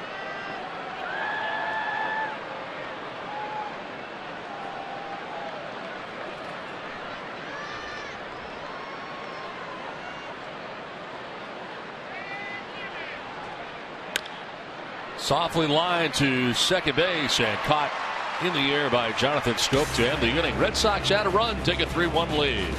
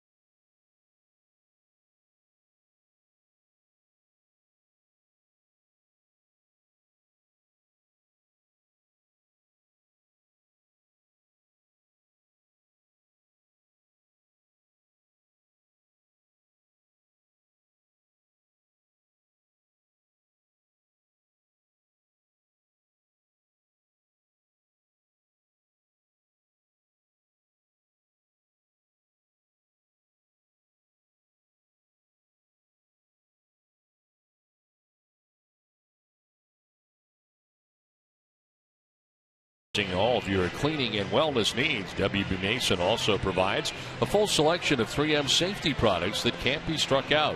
Whatever, whenever, wherever. Who but WB Mason?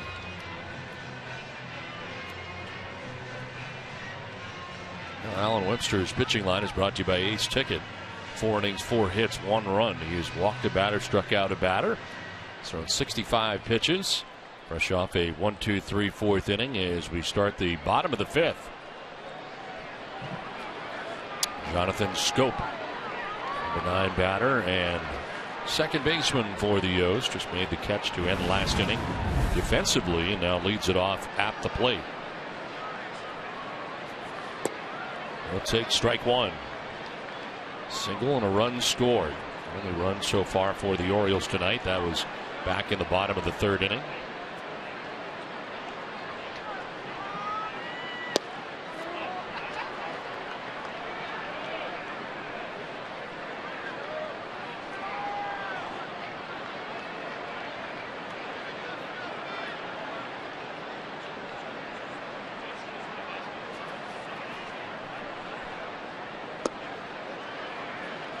Going away 2-1.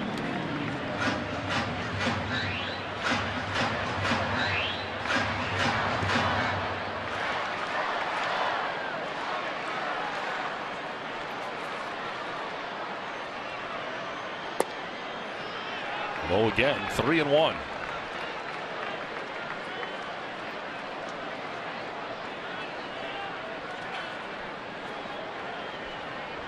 On deck, top of the order, Alejandro Diaz, then David Lowe, expected in the 5th inning. 3-1 pitch, popped up foul, backing out of play. What an easy way to pay for your Dunkin' Donuts. Download Dunkin's free mobile app. With the app, you can load a DD card and pay right from your phone. Receive exclusive mobile offers. Enroll in auto recharge and instantly send DD gift cards. Message and data rates may apply. For full terms of use, visit www.dunkindonuts.com. Red Sox Nation runs on Dunkin'. 3-2 is line to center field. Castillo coming over and hauls it in for the first out of the 5th inning.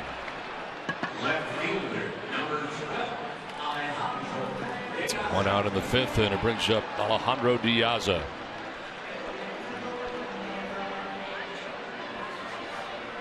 Diaz getting right into the pennant race here with the Baltimore Orioles after being with the Chicago White Sox up to the trade deadline. And White Sox having a very tough year this year. 15 games back of the Tigers in the AL Central. Not part of the conversation there at all.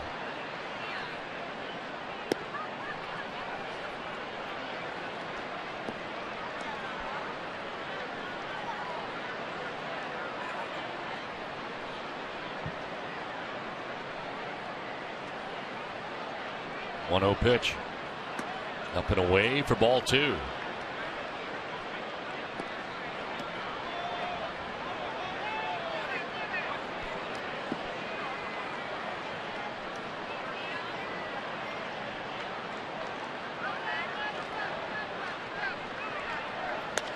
To right field, struck well. Back goes Nava onto the track. It's going to be up and off the wall. Nava plays it quickly and well, goes to second, but into second with a 1-out double was Alejandro Diaz. Now Diaz came into the game with a 3-game hitting streak, extended it to 4 in the 3rd inning with a single, and now a ring double off the scoreboard area. Nava's got 9 outfield assists on the season, looking for 10 here, but not quite in time. Plays it with the bare hand. But with that slide easily into second base was Diaz.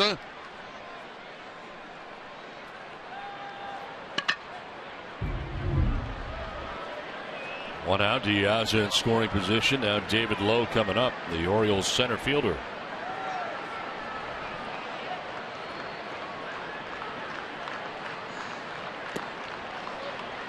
Lowe lined out to center in the 1st. He fouled out to the first baseman in the 3rd.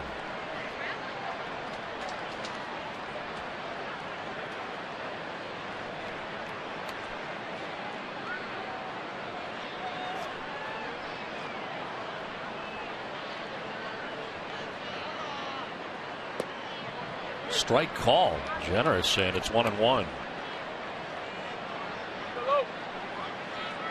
It's a changeup again from Webster. Quite a few changeups in this game tonight, especially to those left-handed hitters.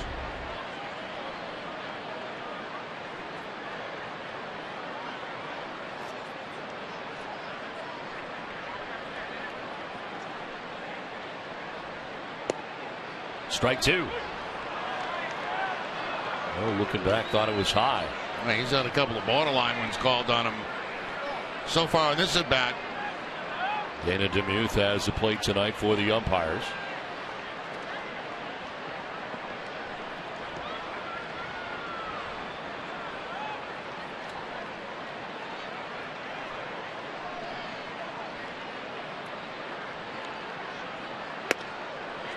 Up and in, 2-2.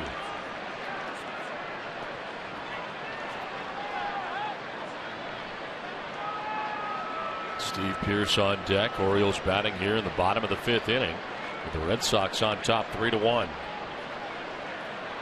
Alejandro Diaz at second base, one away.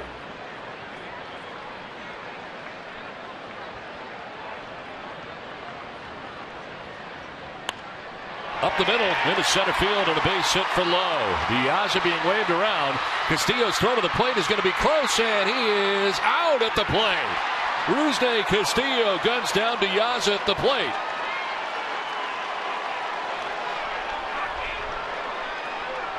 That's the first chance we've really got to see Castillo throw from center field, and pretty impressive. Comes up firing. The ball's going to be up the line just a little bit, but on the hand is the tag from Christian Vasquez.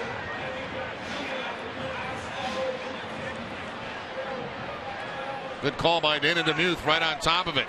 There's the tag right on the hand before the foot gets to the plate. So Castillo picks up his first assist in a Red Sox uniform.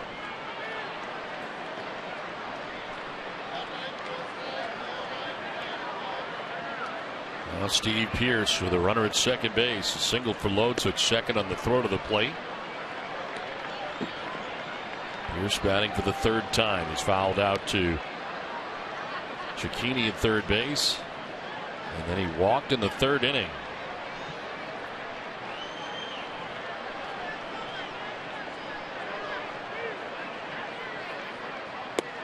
That'll get in there for a strike, and it's 1-1.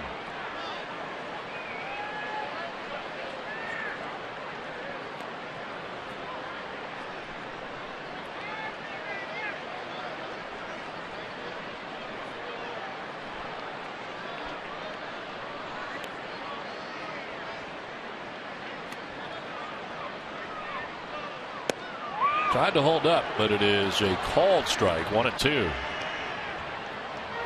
Called strike on a changeup. Righty against righty.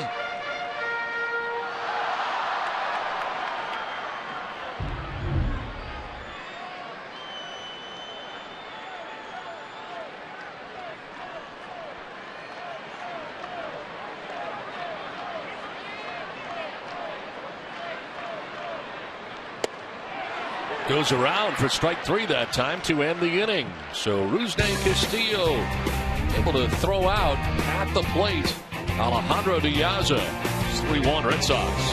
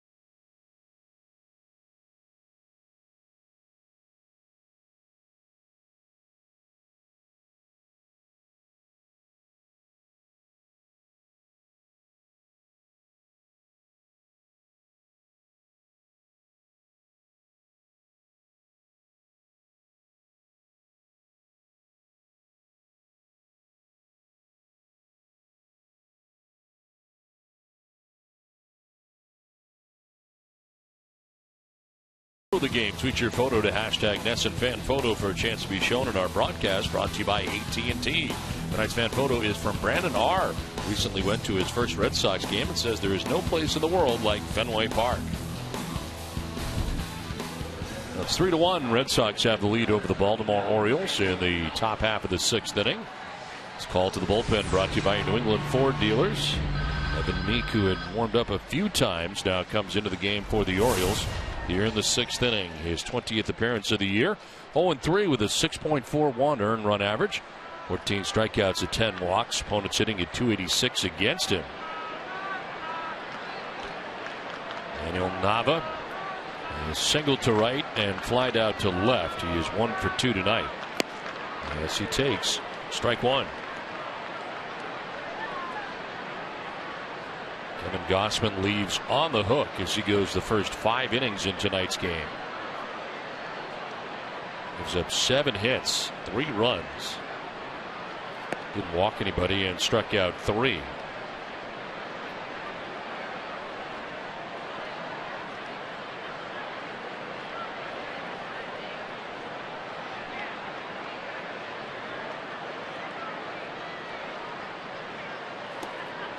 Swing and a miss, 1-2.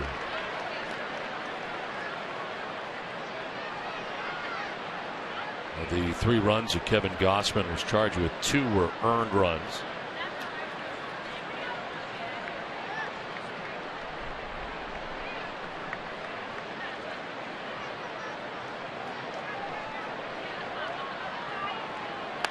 Ground ball right side, moving over is Walker. He'll flip to Meek, who covers for the out. First out of the 6th inning. For every Red Sox game that goes into extra innings or the Sox get a save, CVS Pharmacy will make a donation to Boston Children's Hospital towards a $25,000 donation once again this season. CVS Pharmacy, the official pharmacy of the Boston Red Sox. 1 out here in the 6th inning, and Alan Craig coming up. 0 for 2 in the ball game tonight. Craig has struck out swinging and grounded out to third base.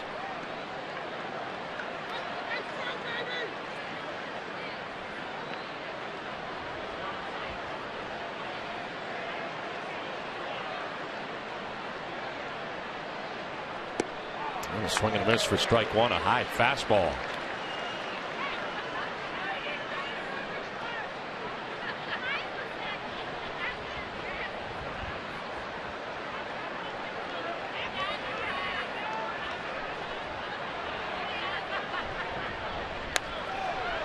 Up into the top deck here. Camden Yards off to the right.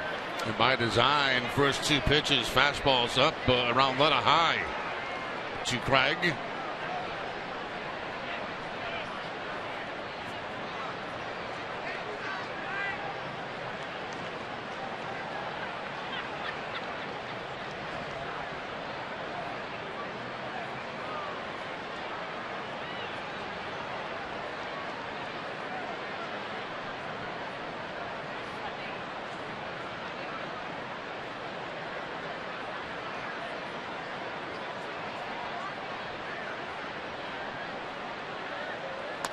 Craig fouls it off to stay alive.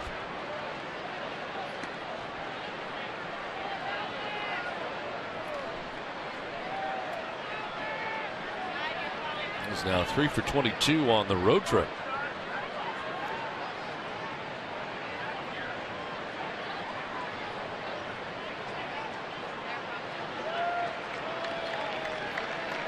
Fastball away again. And he lines one to center field, low coming in, and he makes the catch. Big divot out there, rolled his ankle, looked like, coming in. With his second out, the grass just gave way.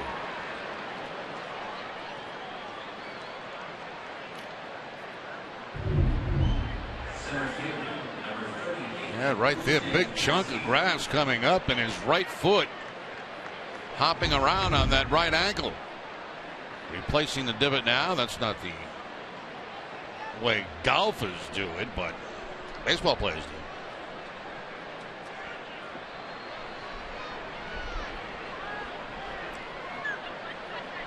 Made the catch, 2 down in the inning. Rusney Castillo, the batter. He was grounded out to third base and singled in the infield to shortstop. There's a ground ball to short on 2 hops. Flaherty this time throws him out and ends the inning.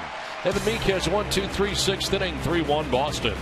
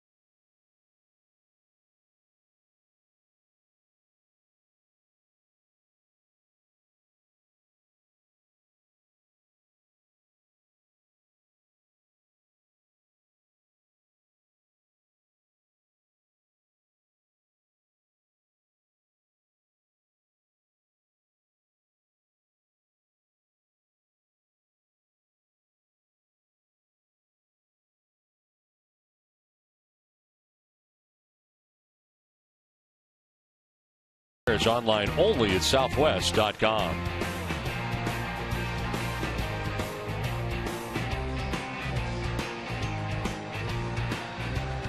Well, they're working on the divot out there in center field, sort of, Jerry. They poured some green stuff on there and then hammered a bunch of these things in there. You know, I don't know what that really does. I see a lot of golfers put that green stuff on divots on a golf course, but the nailing of the looks like surgery. I mean.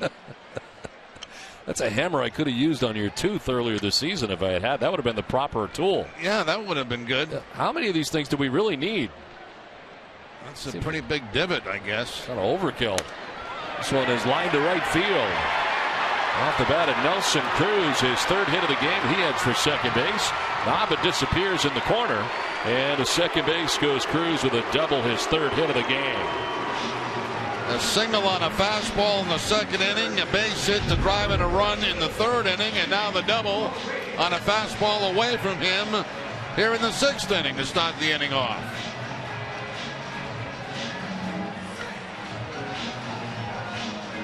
Disappearing down in that little corner down there is Daniel Nava. As you can see, you can go behind, actually get down in a little triangle down there and hide. Now that is out of our viewing area from where we are. Double for Cruz, his 8th 3-hit game of the year, and now a foul ball back below us. Joe Paredes 0 for 2. He's grounded into a fielder's choice and bounced out to second base.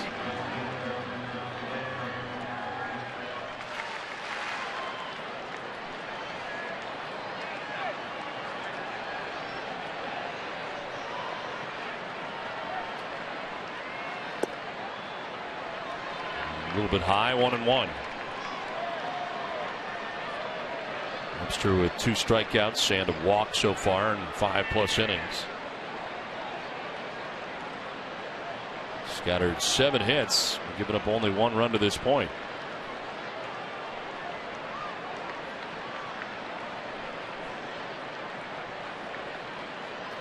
Brady's off balance swing, down 1-2. Another good changeup by Webster.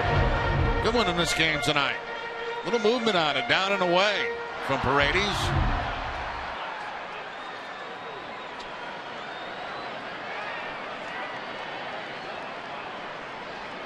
On deck is Christian Walker. Nobody out here for the O's. Paredes grounds it foul. Don't miss Red Sox Game Day Live, presented by DCU Digital Federal Credit Union, tomorrow at 6:30 p.m. DC and Steve Lyons will continue the top 30 Red Sox moments on NESN Countdown with number 8. DCU Digital Federal Credit Union. What can DCU save you?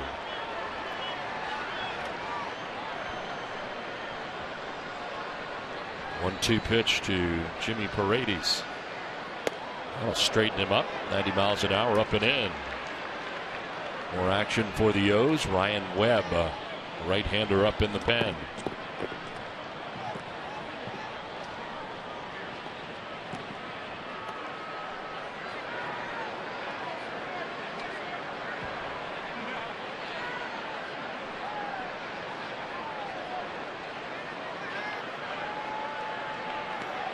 '90th pitch of the night for Alan Webster. And Paredes takes it for ball 3. Sprawling to his left. That time was Vasquez.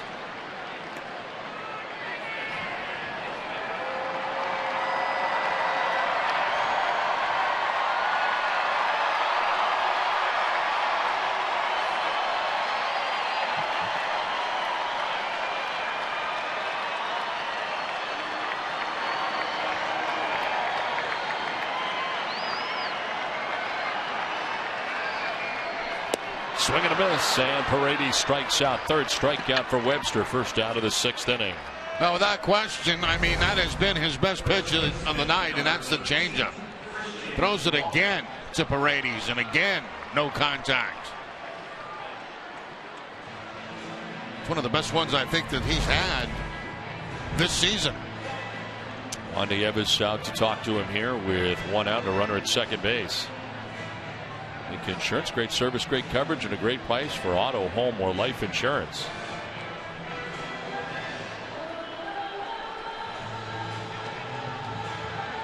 Red Sox have 2 relievers up in their pen, Burke Badenhop and Tommy Lane.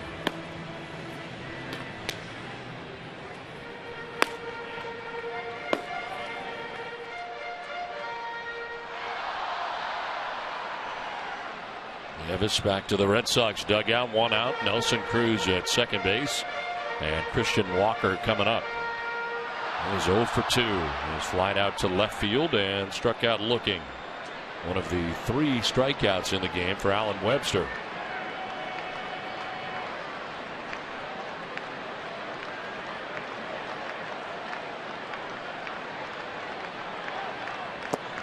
Strike 1.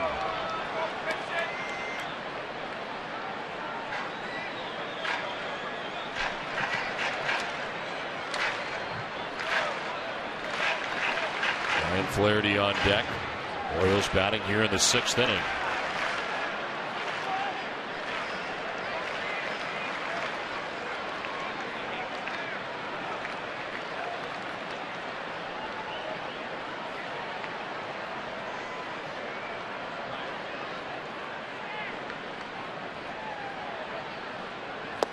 Walker down 0-2. Back-to-back sliders to quickly get ahead of him. 0-2. Evans came out to talk to Webster after his last strikeout, and obviously it was to throw some breaking balls, and he's thrown back-to-back sliders to get ahead.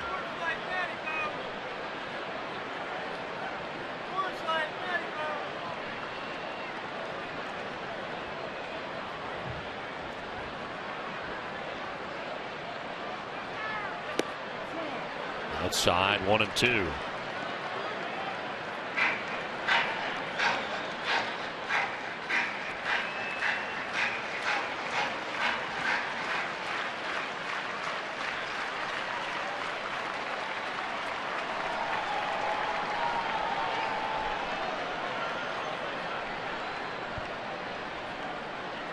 Fifth pitch of the night coming up here for Webster is a 1-2.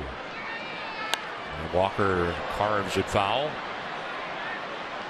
After wasting one fastball, right back to the breaking ball for the foul ball.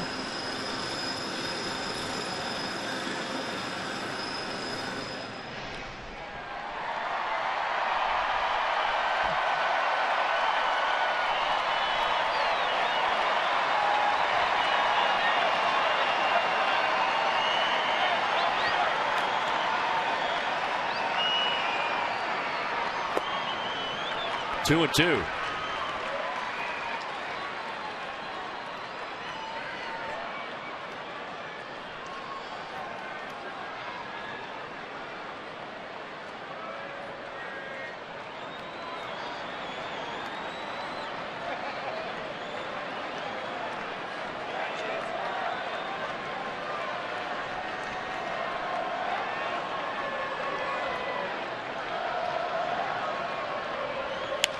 On the ground, foul outside of third, and we'll do it again. 2 and 2.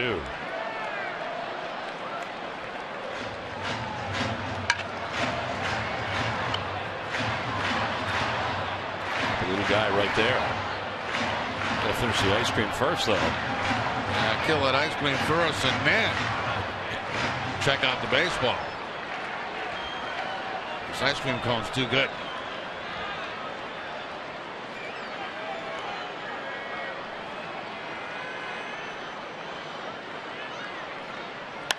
Walker lifts it in the air to right field. Nava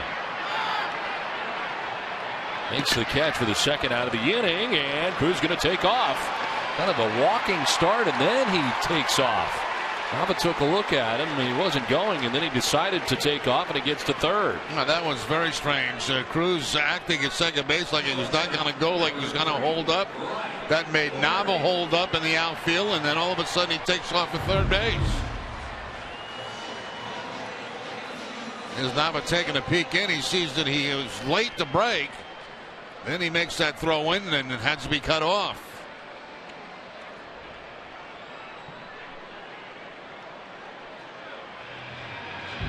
Well, John Farrell now heading out to get Webster with 2 outs here in the 6th inning. Cruz at third base. You get Ryan Flaherty coming up, and Tommy Lane coming into this game.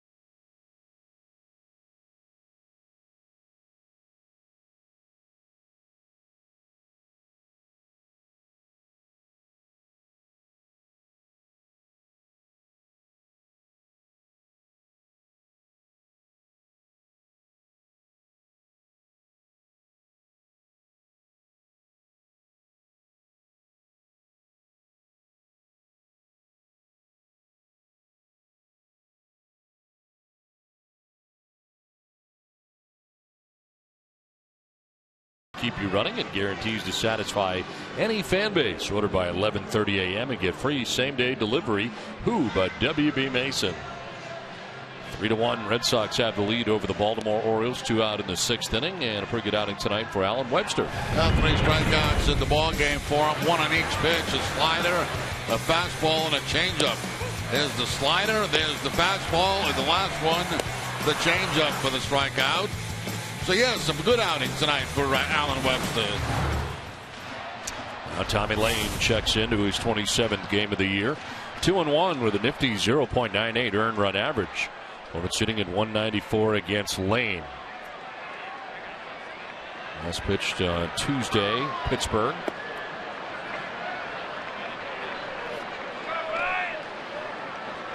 And Flaherty, 0 for 2 in the game, has popped out to short, fly it out to right. He's batting with a runner at third and Nelson Cruz.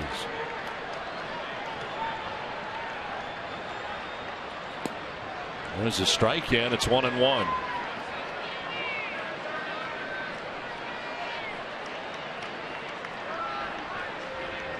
Webster responsible for Cruz at third base. 5 2/3, 7 hits, a walk, 3 Ks.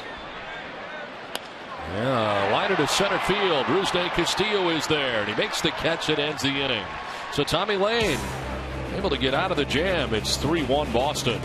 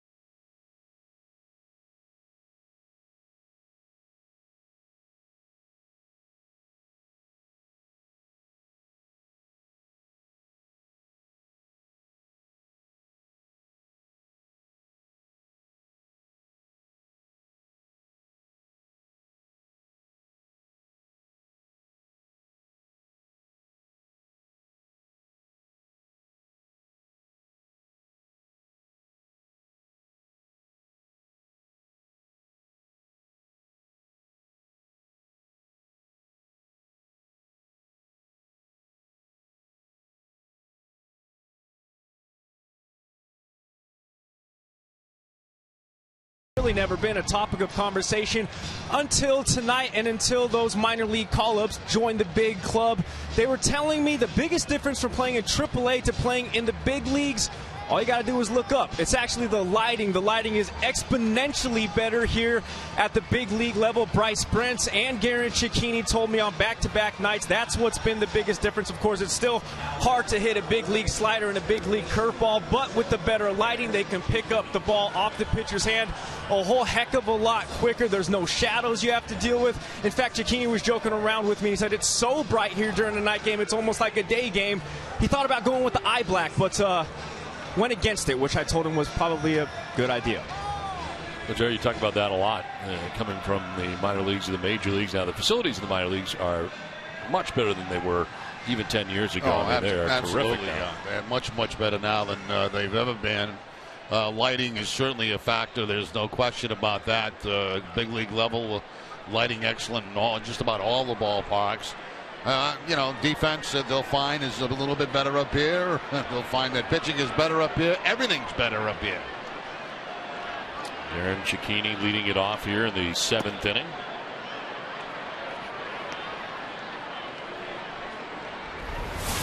Ryan Webb into his 47th game of the year, 3-3 with a 3.86 earned run average, 36 strikeouts, 11 walks. Opponents hitting at 250 against Webb.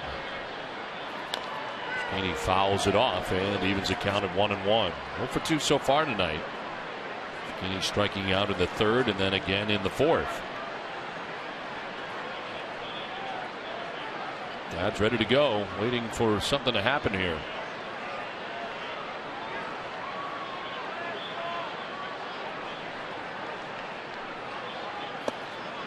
Outside for ball 2.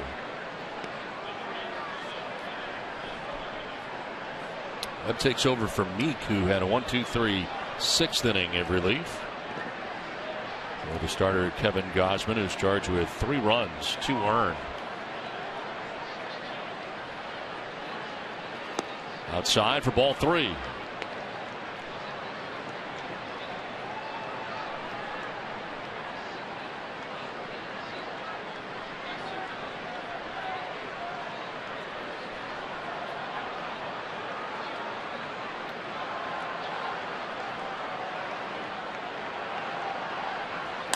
On the ground to second base, Jonathan Scope throws out Cicchini for the first out of the 7th inning. It's time for a Toyota game break and Tom Caron. TC.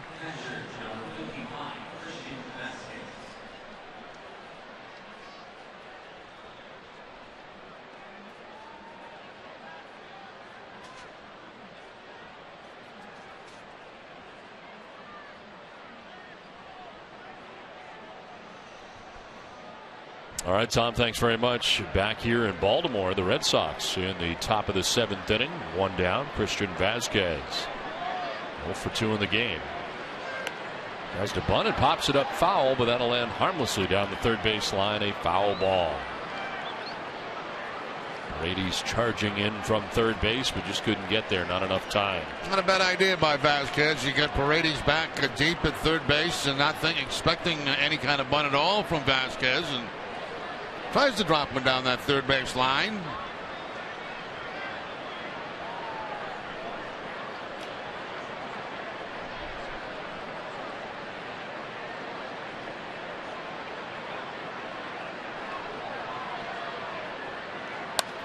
He grounds one to first base. Tough hop, but Walker plays it well and tags the bag. 2 down in the inning. Well, don't miss the excitement of the Bruins and Celtics this season. Single game suites are now available, accommodating 18 to 60 fans. Suites are the ideal spot to catch the game of the group and feature in-suite catering options and more. Visit tdgarden.com/suite rentals or call 617-624-1847. 2 down in the 7th inning, and it brings up Mookie Betts.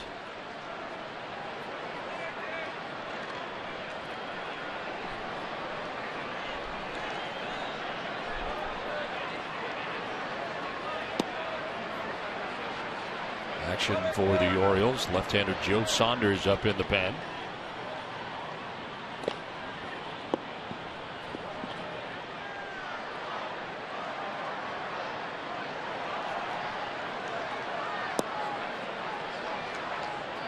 Red Sox bullpen busy as well. Badenhop up earlier, still up, and Craig Breslow has joined him.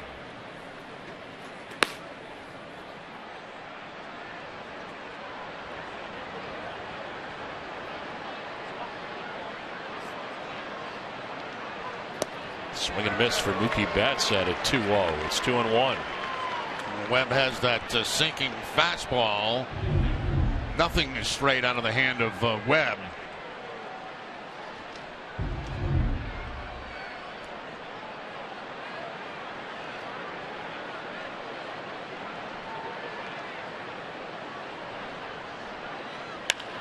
Fly ball headed out towards right center field. Low. Makes the catch. It ends the inning. Webb has a 1-2-3-7. 7th inning stretch. 3-1 Boston.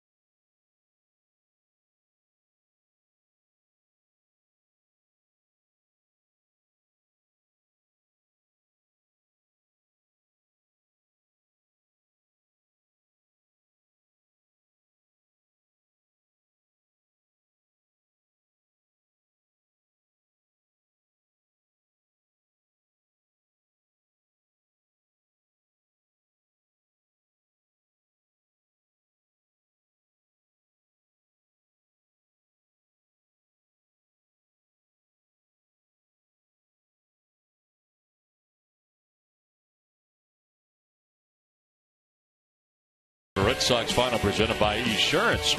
Send your questions to TC at hashtag Sox Final. Maybe yours will be answered on Red Sox Final presented by Esurance.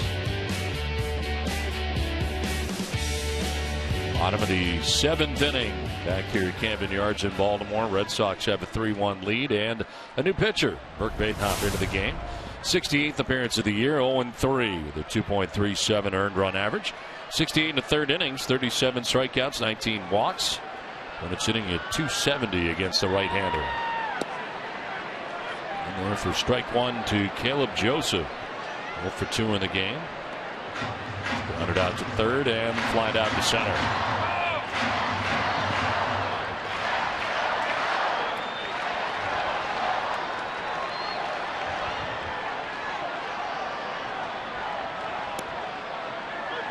Certainly when getting ready for the playoffs, which the Orioles are, they clinch so early.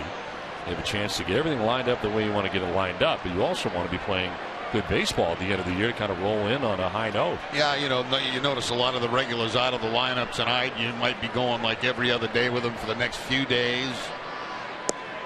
Get your pitching on, and which is so important, lined up the way you want it to be. And the Orioles have that advantage. And I'm walking a fine line with the position players. You don't want them to get rusty, yet you don't want them to get hurt. In there for strike 3 is Badenhop. Strikes out Joseph for the first out of the 7th inning. Badenhop with that 2-seam fastball coming back and picking up the outside corner with it.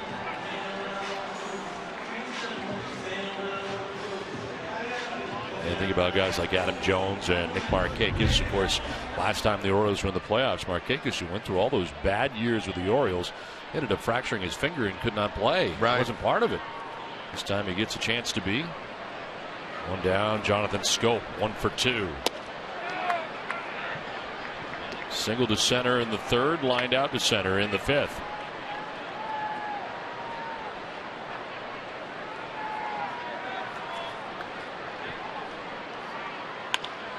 On the ground left side. To the backhand goes Bogarts. Off balance throw, but he gets it there in time. 2 down here in the 7th. Beth Israel Deaconess Medical Center, the official hospital of the Boston Red Sox, now offers walk-in urgent care at Chestnut Hill. It's open 10 hours a day for minor emergencies. For more information, go to bidmc.org/Chestnut Hill. Burke Badenhop gets 2 outs, and we've got a pitching change from Baltimore. 3-1 Red Sox.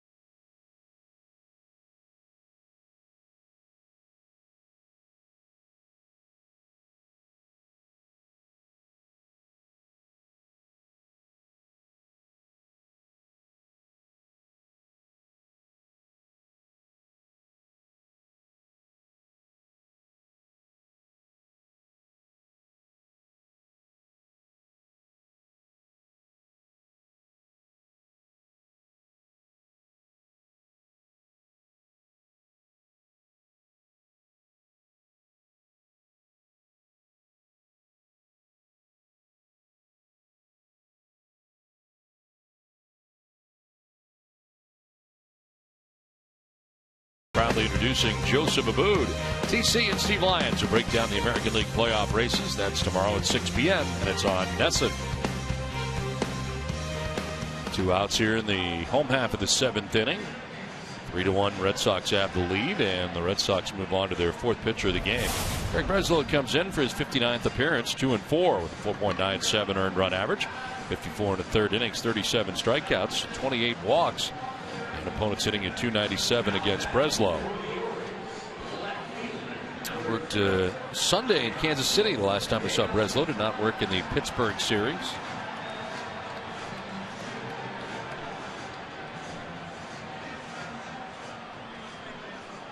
Dealing with Alejandro Diaz with 2 outs and nobody on here in the 7th inning. And on the grass at 3rd is Karen Cicchini.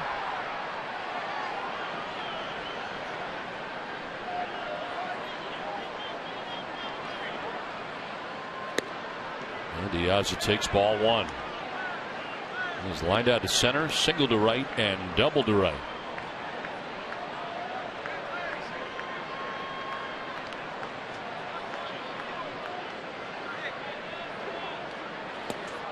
In there for a strike, and it's even at 1-1.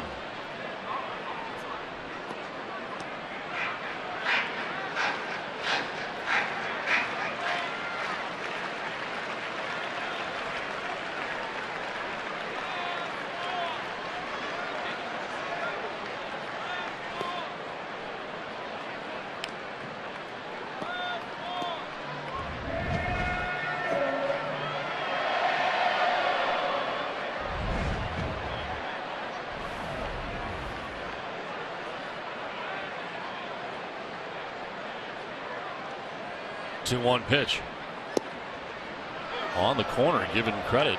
2-2. Smith has been consistent with that pitch, though. David Lowe waiting on deck. There are 2 outs here in the 7th inning.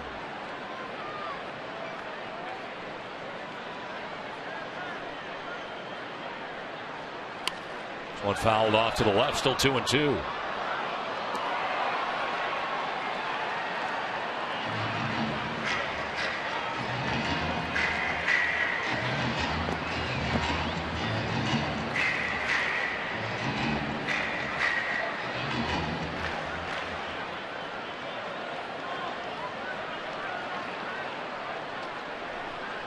De La Rosa, last time out against the Royals, taking the loss.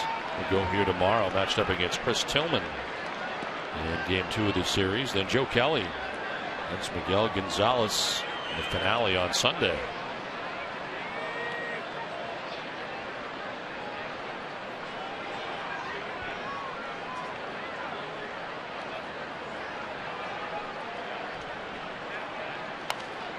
Popped up. Foul and out of play. Just 2 weeks left of NESN Clubhouse. This Sunday, catch an all-new episode live at noon. Will Middlebrooks teaches how to prep inside the batter's box, while manager John Farrell takes the hot seat in small talk. Plus, we learn how players stay hydrated. Don't miss NESN Clubhouse live and commercial-free Sunday at noon. 2 down in the 7th inning. The 3-2 pitch. And a liner to right field. It's going to get in. Back to the track on the wall. Diaz is headed for second base. And he'll get there. The slide, a 2-out double for Alejandro Diaz, his 3rd hit of the night. He's had quite a night tonight. 3 hits, 2 doubles included, as he really cleans out an inside fastball right here. Fastball in, about belt high. He's able to get the hands inside of it and line it down in that right field corner. Played well by Navarro off the wall, but not in time at second base. So the 2-out double for Diaz. Pinch hitter coming up here. Delman Young is going to pinch hit for David Lowe. Let's see if John Farrell counters here. As Delman Young coming up. Lowe tonight had been 1 for 3 with a single his last time up. Badenhop got the first 2 outs quickly and easily, but John Farrell made the change to bring Breslow in. Diaz doubles off him. Now we'll see what Delman Young can do.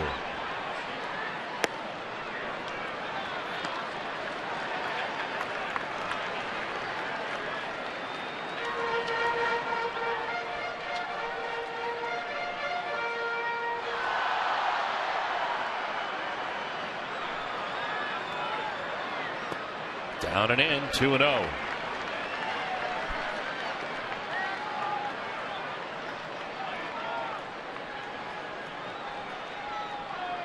Alex Wilson up in the Red Sox pen.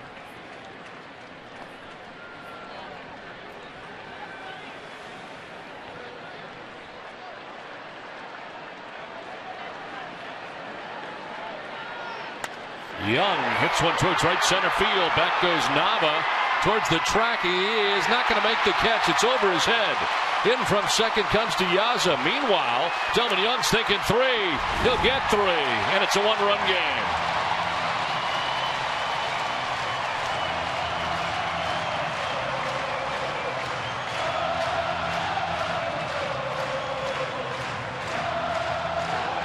A lot of weapons off the bench for Buck Showalter tonight, and one of those weapons, Delman Young, just makes the Red Sox pay. Up over the head of Daniel Nava as he's at full speed going back to the wall. Cannot catch up to it. You got a one-run ball game. And another pitching change. So Craig Breslow gives up a double and a triple to the two batters that he faces as he departs. The Red Sox now have a 3-2 lead.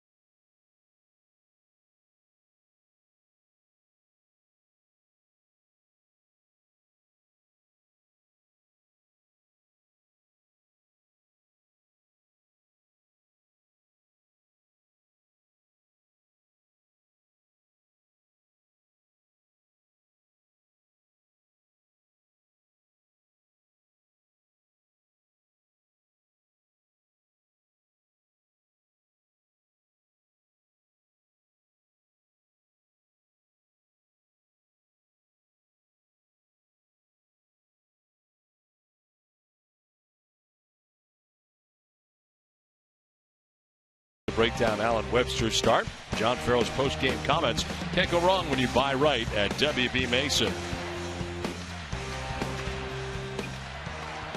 Third pitcher of the inning for Boston. Bainhop started. Breslow now. Alex Wilson with a tying run 90 feet away for Baltimore. 2 down in the inning. Steve Pearce, the batter. And Pearce will take ball 1. So Alex Wilson in. 16th time he has pitched this year for Boston. 1-0 with a 2.16 earned run average. 15 strikeouts to 5 walks. 1-0 pitch. In there for strike 1 and 1. Number third, the responsibility of Craig Breslow, who did not retire anyone. Gave up a double, a triple. So far charged with a run.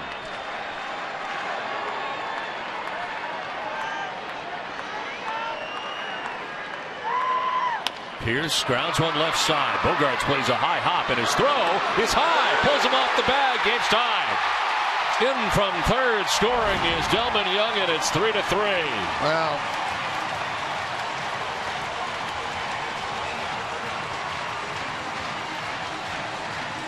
you know, physical error is a part of the game, but I mean, a good throw is absolutely necessary here from Bogaerts. You got plenty of time to make the play. He does have to charge the ball, but he still gets a big bounce. He makes the throw on the run. It's a bad throw. Tying run comes in. It's just not good shortstop play right there by Bogaerts.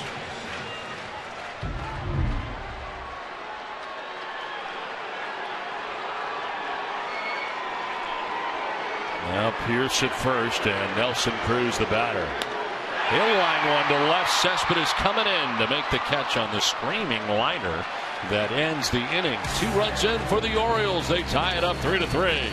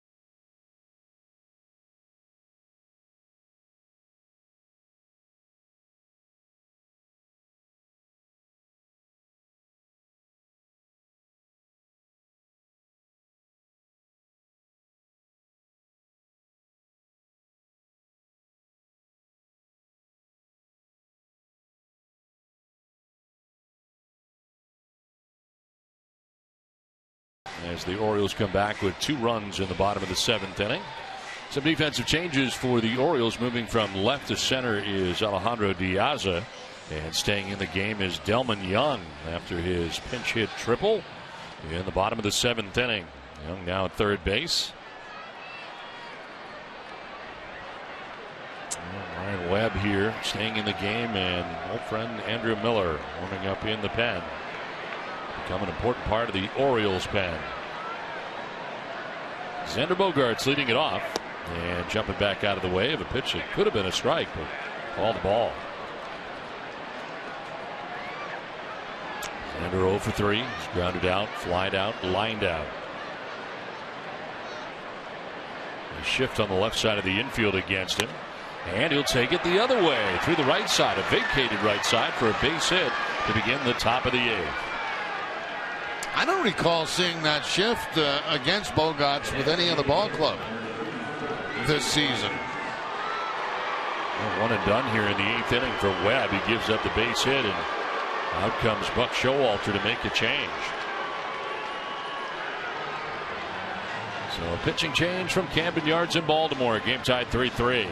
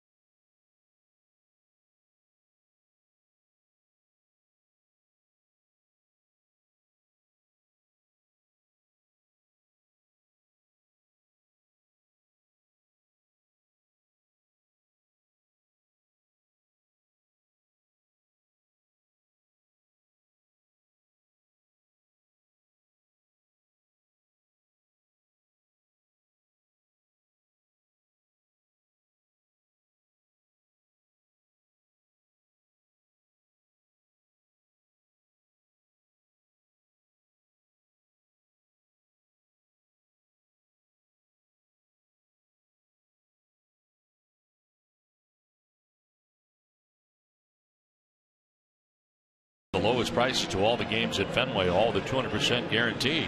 Right now, Ace Ticket has special savings on all Red Sox games. Treat yourself or someone special. Visit Ace Ticket or call 1-800-MySeats. Game tied up 3-3. Andrew Miller. His combined numbers between the Red Sox and the Orioles, his 70th appearance of the year. A 1.96 earned run average. 99 strikeouts to 16 walks. And had just talked to Caleb Joseph, and they talk again. And preparation of David Ortiz. David with a home run back in the 4th inning, his 33rd of the year, and his 100th RBI of the season.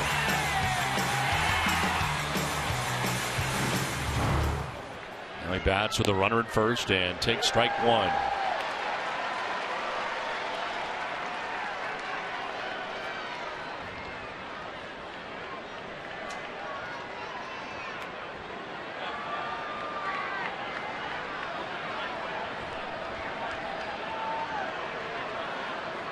Ortiz pops it up, shallow left.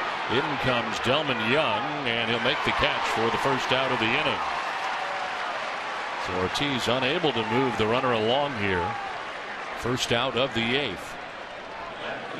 Now got himself a couple of fastballs too from Andrew Miller. Shinichi Tozawa warming for the Red Sox in the pen. Boston's already used Lane, Badenhop, Breslow, and Wilson in relief. And it's Cespedes now going to bat against Andrew Miller.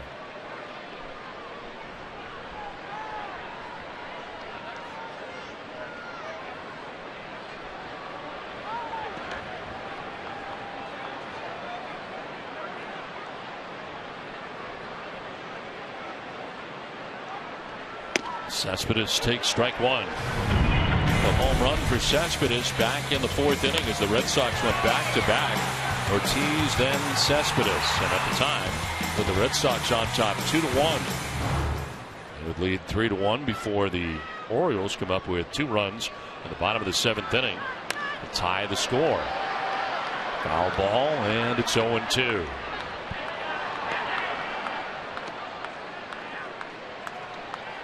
Red Sox have a pinch hitter on deck. Bryce Brents has come out here to pinch hit for Nava.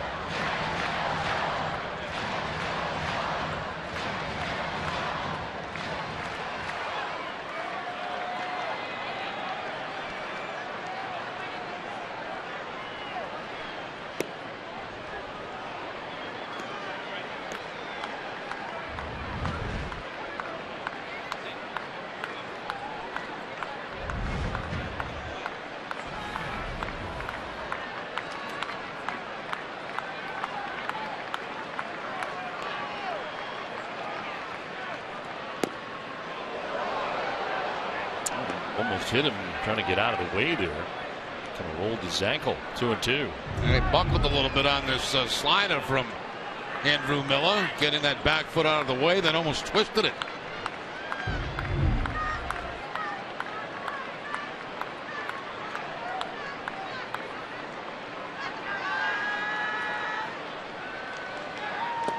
Swing and a miss. Cespedes striking out. 2 down.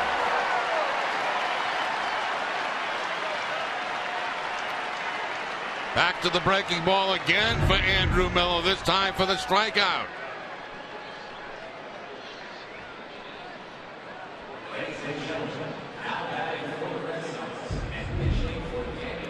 So Bryce Brents will pinch hit here for Nava.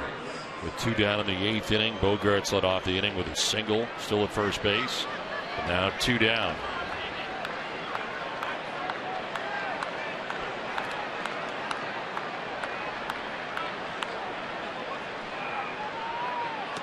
And Brents almost got hit on the breaking ball that time. In his major league debut Tuesday night at Pittsburgh, went 1 for 1 with a pinch hit double in the 5th inning for his first career hit.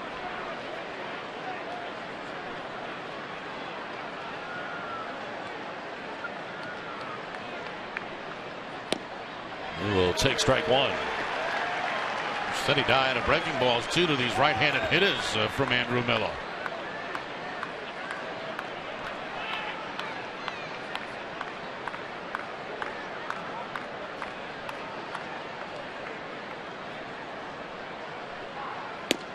inside for ball 2. 25-year-old, Crossville, Tennessee.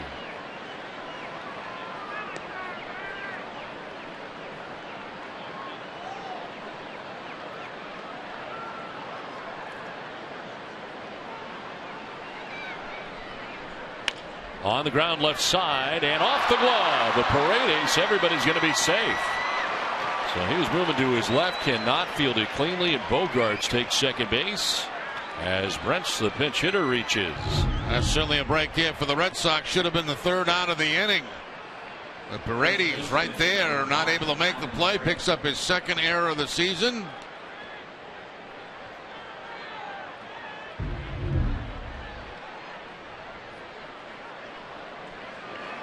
Well, Alan Craig now coming up after the miscue.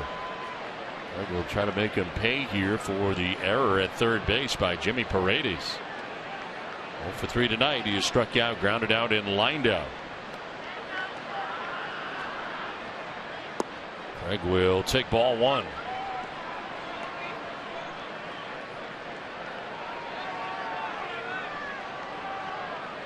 Bogarts at second, Brent's at first. 2 down here in the 8th in a tie game.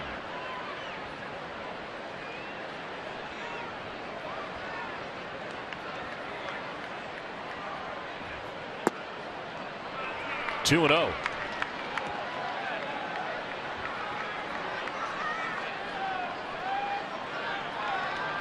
Moore has faced Craig once in the past and struck him out.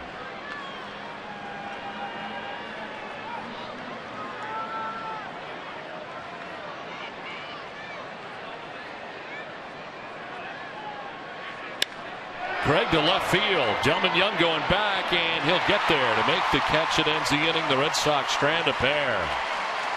Game tied 3-3.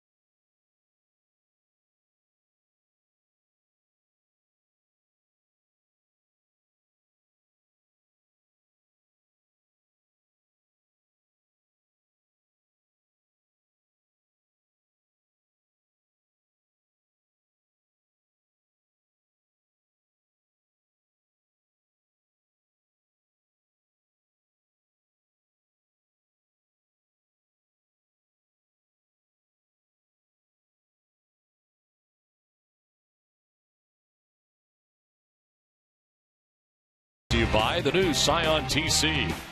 New York Life and their agent of the game. Nissan, innovation that excites. And by Southwest Airlines.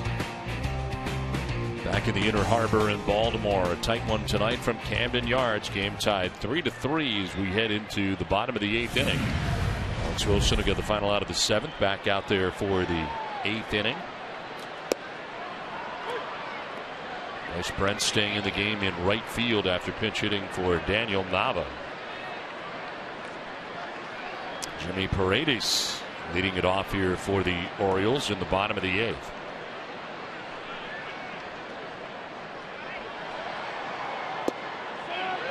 Did he go?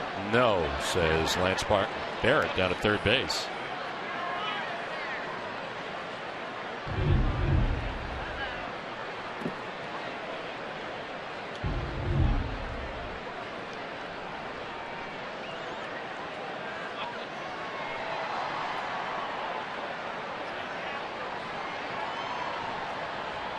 Swing and a miss by Paredes, 1-2. More action for Boston in the pen. Drake Britton warming. Lane, Badenhop, Breslow, and Wilson so far out of the pen. In relief of Webster, who will not be part of the decision tonight. And Webster went 5 2/3, giving up 1 run. Greg Breslow was charged with 2 runs without recording an out. Side. Zach Britton, the left-hander, warming up for the Orioles.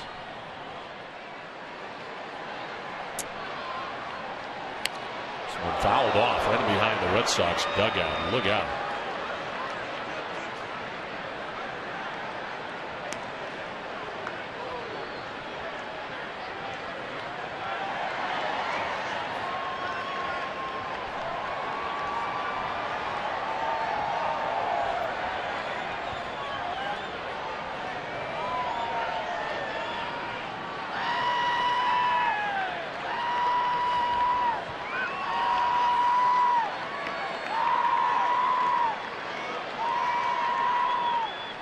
Two balls, 2 strikes.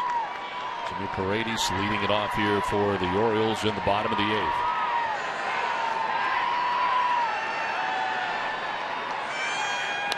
On the ground on the first baseline, handled by Craig. He'll take it to the bag himself. 1 down.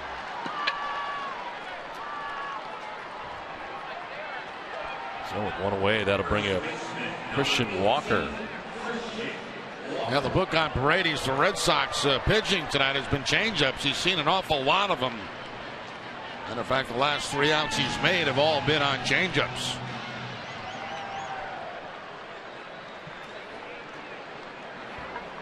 One down in the 8th inning. Christian Walker 0 for 3. First baseman for the O's. And he'll take strike 1. He's flied out to left, struck out looking, and flied out to right.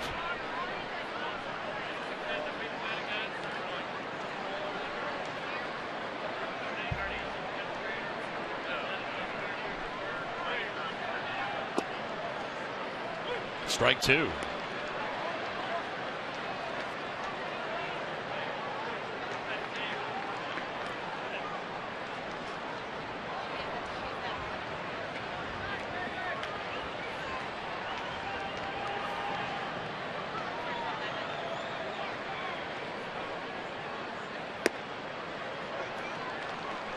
Ball and 2 strikes now to Walker. Brian Flaherty waiting on deck.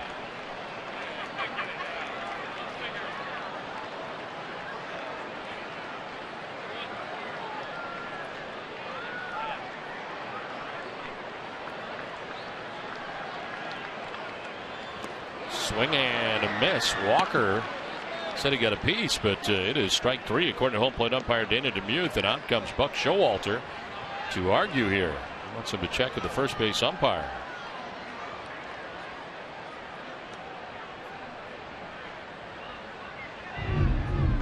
Thought he fouled it off. I'll take another look at it, see if we can pick anything up.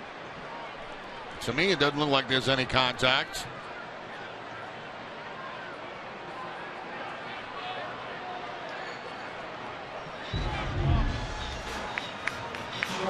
Strikeout for Walker. 2 down here in the 8th inning. And Flaherty coming up.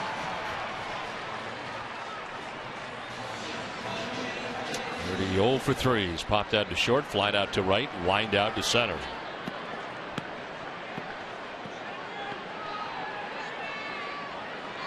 Red Sox backing up in the outfield, especially Brenson right, almost to the warning track in right field.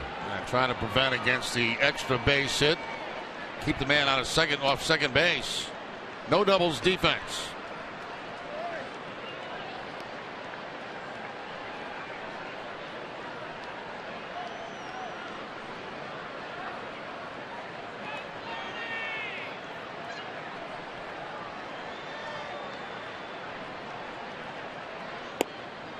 Strike call, 1-1.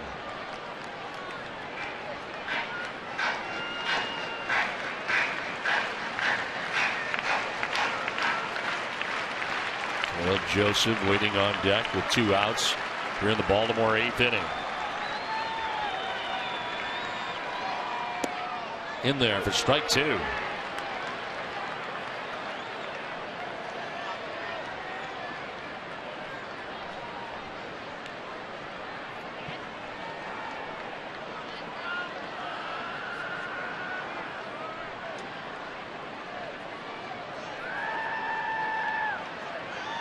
Fouls it straight back. That a 2-mile-an-hour fastball that was up.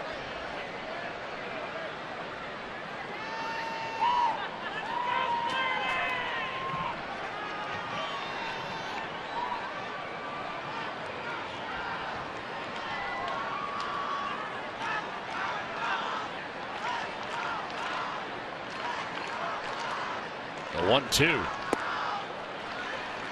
Down and in, 2-2.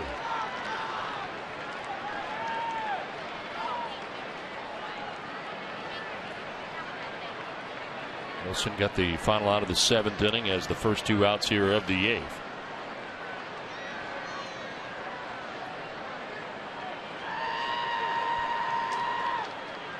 Flaherty hits it on the ground right side. To the backhand goes Mookie Betts and throws him out to end the inning. A 1-2-3 inning to end the 8th. End of the 9th, tied 3-3.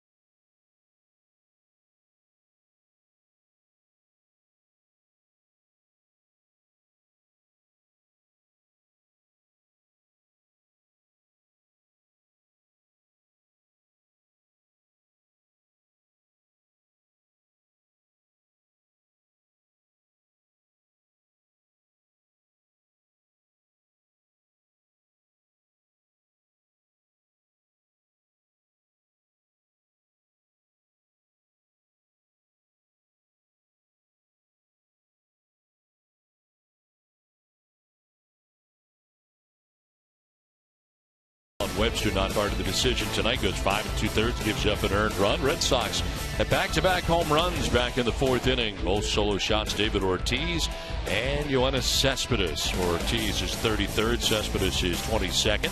Kevin Gausman started tonight for the O's, went 5 innings. Big night tonight so far for Alejandro Diaz, 3 for 4 in the game for the Orioles. Game tied 3-3 as we head to the 9th inning back in Baltimore.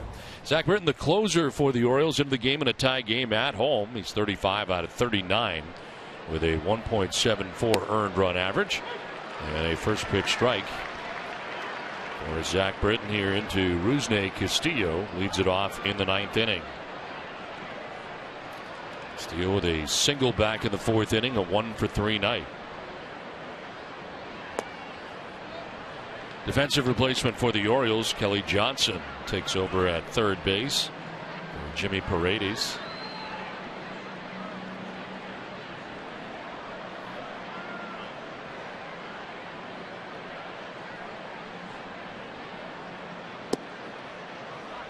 95 miles an hour, but off the mark. Well, Middlebrooks has come out on deck. He would pinch hit here for Darren Cicchini in the ninth.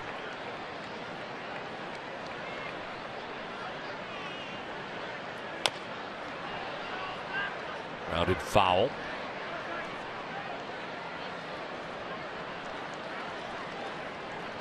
Castillo with an infield base hit tonight, and also the assist from center field in his second start in the Red Sox uniform.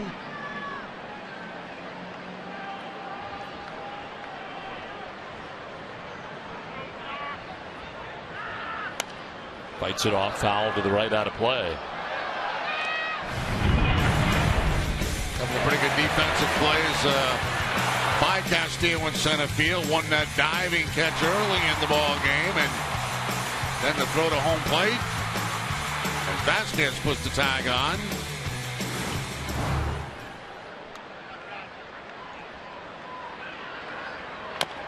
Chopper off the plate. Johnson just into the game at third, fires in time to get him.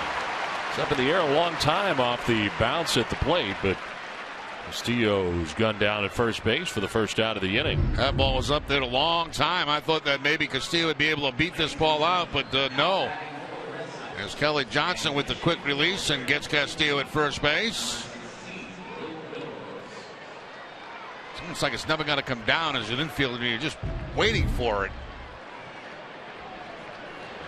Johnson able to turn it into the first out of the ninth. One down for Will Middlebrooks, who pinch hits here for Cicchini. And a swing and a miss for strike one. Cicchini had been 0 for 3, 2 strikeouts and a ground out.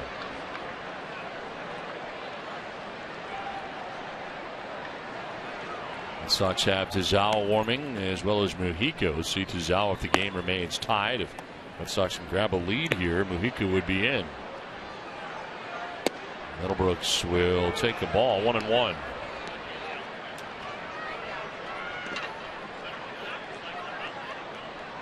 Christian Vasquez on deck. Red Sox batting in their half of the ninth.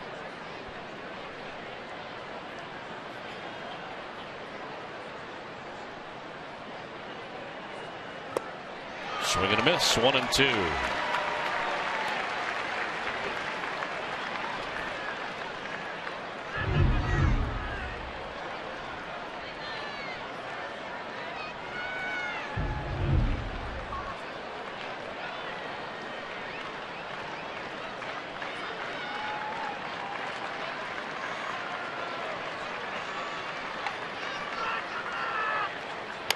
Middlebrooks grounds it softly down the third baseline, a foul ball. Alltown, New England's premier convenience retailer, is committed to supporting the communities they serve. For every home run the Red Sox hit the rest of the season, Alltown will donate $500 to the Cystic Fibrosis Multiple Sclerosis Foundation. Visit cfmsfund.org for more information. One out in the ninth. Will Middlebrooks pinch hitting here, down in the count, 1-2.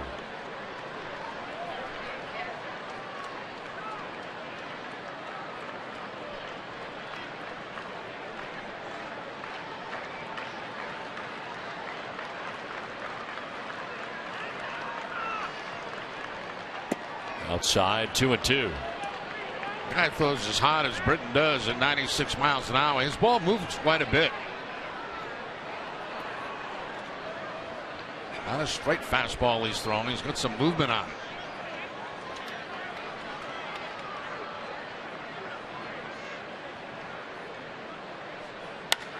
Middlebrooks hits it in the air out towards deep right field. Steve Pearce going back at the wall to make the catch on the track. 2 down in the ninth.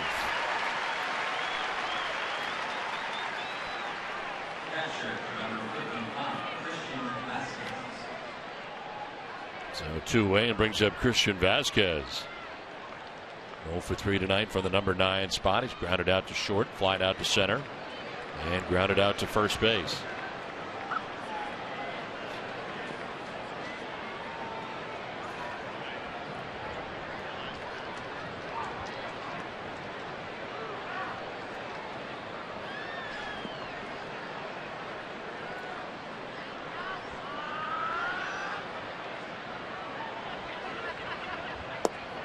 He'll take strike one.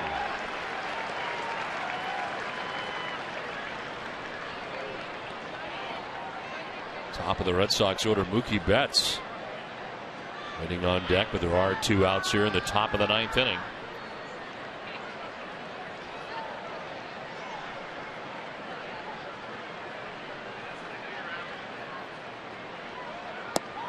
Strike 2. One of the few breaking balls we've seen from Britton since coming in here in the 9th inning.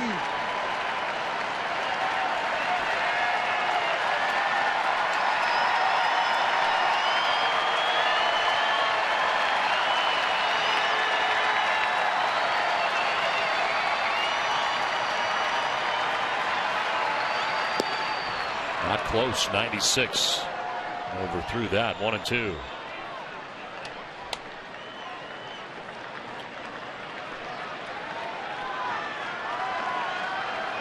In one stretch during the year had 35 1/3 consecutive scoreless innings.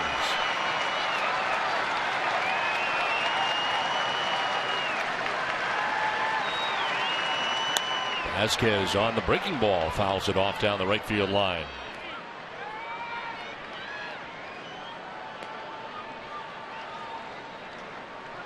Looking ahead to the bottom of the 9th inning, Caleb Joseph, Jonathan Scope, and Alejandro Diaza scheduled to bat. Anybody gets on Delman Young would have a chance.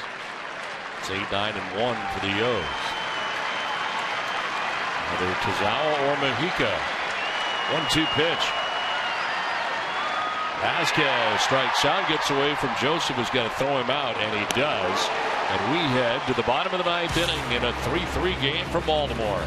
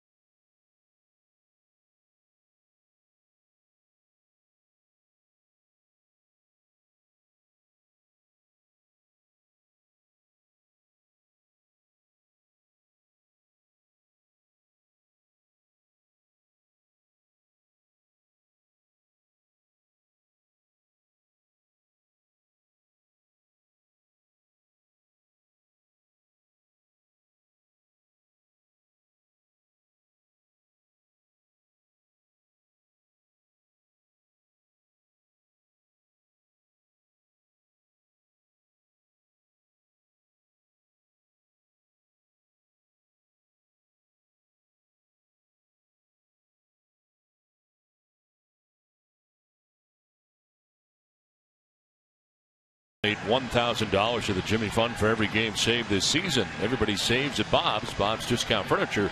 Quality, choice, and value. Learn more at mybobs.com.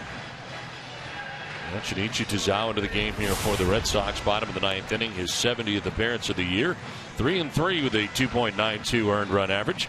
63 strikeouts, 17 walks, and opponents hitting at 244 against Tazawa. He becomes the 6th Red Sox pitcher of the game. Will Middlebrook stays in the game after pinch hitting, and he takes over at third base for Garen Cecchini. Pinch hitter coming up here for the O's and Steve Clevenger to lead it off as he pinch hits for the catcher, Caleb Joseph.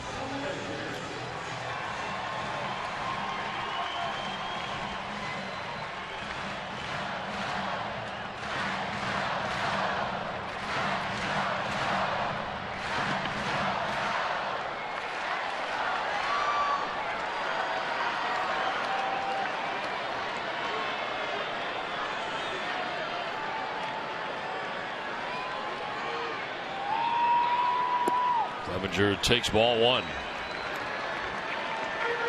Zawa last worked in last night's game at Pittsburgh. He had a 1-2-3 7th inning. Zawa just one hit in his last 6 games. Opponents just 1 for 18 against him in the last 6. Fly ball to center field, sending Rusney Castillo back a step or two. Handles the first out of the 9th.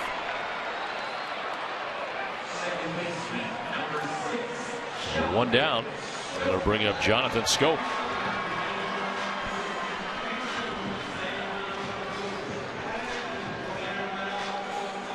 Schoop singled in the 3rd, lined out to center in the 5th, grounded to short in the 7th.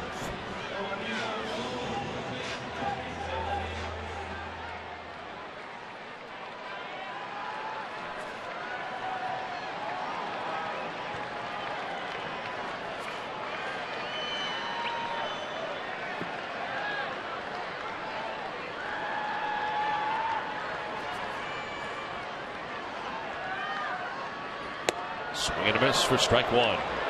Tazawa, the last few times out, has shown a improved fastball, velocity-wise anyway. Back up to 94 miles an hour with it, and it dipped a little bit there for a while.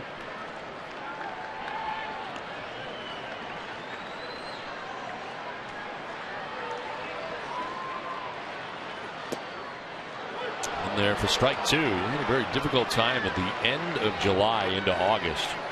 Maybe the worst we have seen him in a Red Sox uniform. Gave up 6 earned runs in 5 2/3 in a 6-game span. And since then has allowed just 3 earned runs in his last 18 appearances. And sitting at 164 against him in the last 18.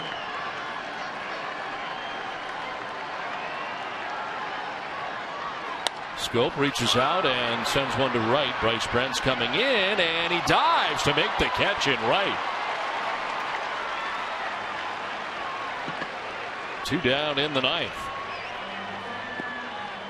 And for a second, it looked like Brent was not going to get to that ball, like it was going to drop in for a base hit. But he comes in, he goes in the dive. We've seen about 3 or 4 of those tonight.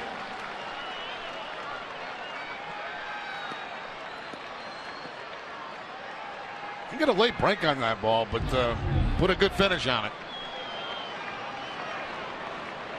2 down. Alejandro Diaz, the batter. That's what young players do. They take out that card and look at how to position themselves against certain hitters coming up.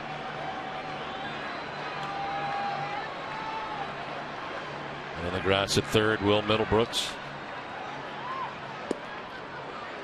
And there for strike 1.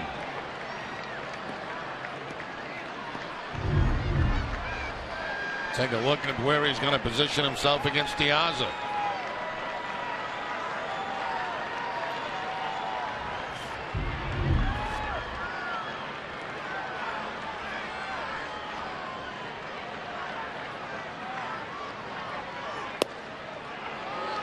On the corner for strike 2. Diaz didn't like it.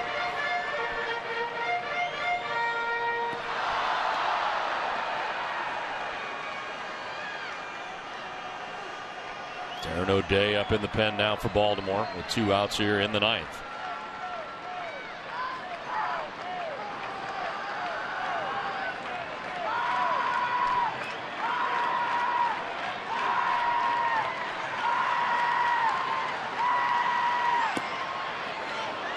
A bit too far outside that time. 1-2.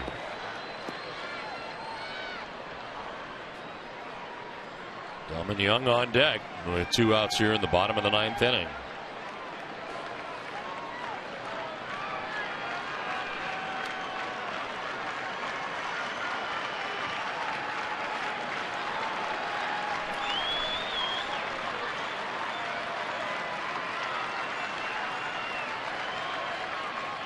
Swing and a miss, gets away from Vasquez. He'll grab it and fire down to first.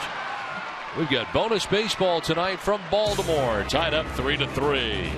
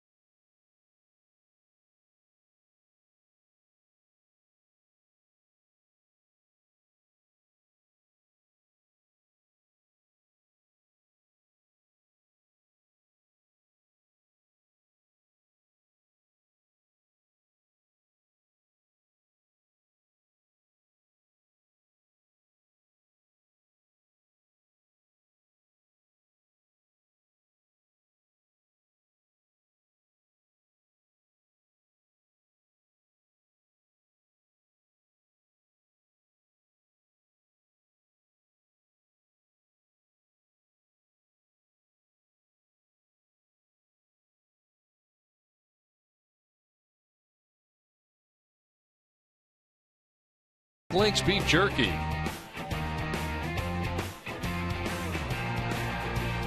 3-3 the score as we head for extra frames tonight in Baltimore. The Orioles out hitting the Red Sox 9-8. Steve Clevenger stays in the game after pinch hitting for Caleb Joseph. Takes over for him behind the dish, and a new pitcher for Baltimore, Darren O'Day. The 65th appearance for O'Day, 5-1 with a 1.53 earned run average, 70 strikeouts to 19 walks, and opponents hitting at 177 against O'Day.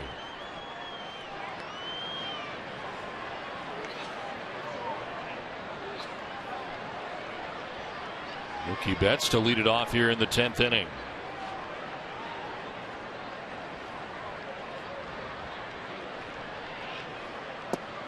That takes strike one.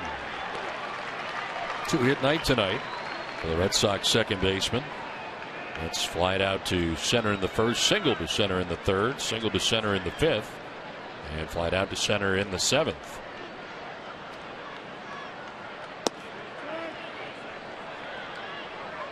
Love to get the leadoff man on here in the 10th inning. A lot of things you could do with his speed. Straight out steal. You could sacrifice. You could play hit and run. Xander Bogaerts on deck.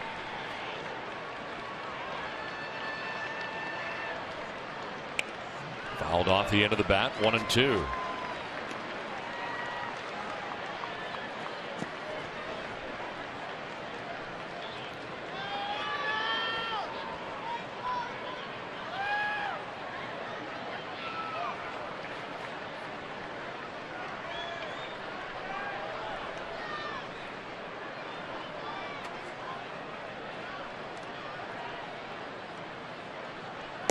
That's with a swing and a miss. Strikes out for the first out of the 10th inning. And most of the time that fastball from O'Day is down in the zone. This time he elevates the fastball from that submarine style delivery and picks up the strikeout.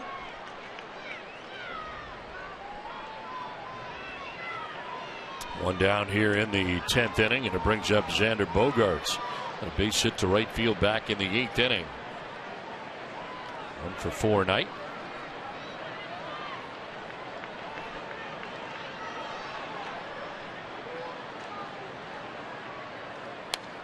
Fouls it back to the screen for strike one.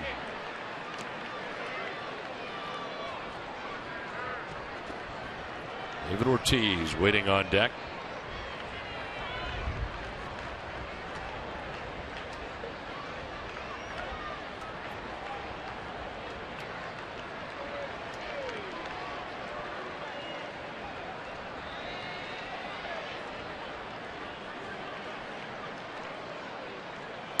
Bogaerts fouls off another and is down 0-2. The Orioles, like the Red Sox, lots of pitchers out in the bullpen. They have a total of 11 relievers active for tonight's game. So far they have used 5 in relief of Kevin Gausman, who started in the first 5 innings.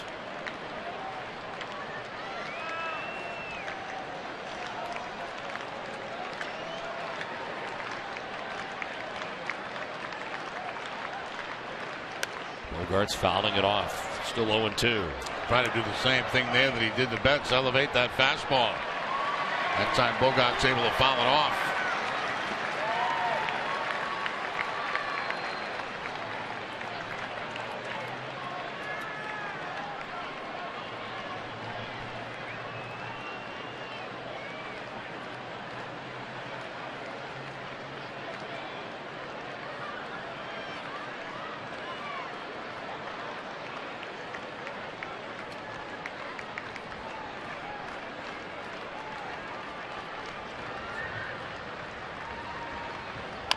Bogaerts grounds it down the third baseline. Kelly Johnson throw off the mark, and Bogaerts will reach at first base. Well, they charge the third baseman Kelly Johnson into the game for defense with an error. Now Bogaerts, give him credit, he was hustling down that line, and you see right there that Johnson has to hesitate for a second. If that throw's on target, that's going to be a very close play at first base. Just because Johnson had to wait for that ground ball.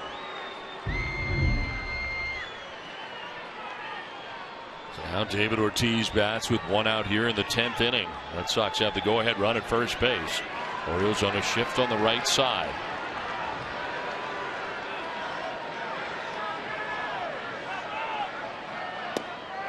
And did he go? Yes, he did, says Lance Barrett.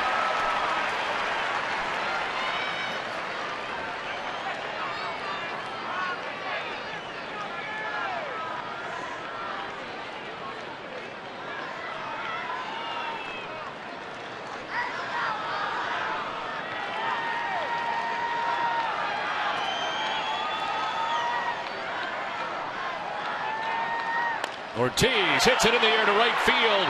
Pierce looking up, and it is gone. Second home run of the night for Big Papi. A 2-run home run in the 10th. And it gives the Red Sox a 5-3 lead.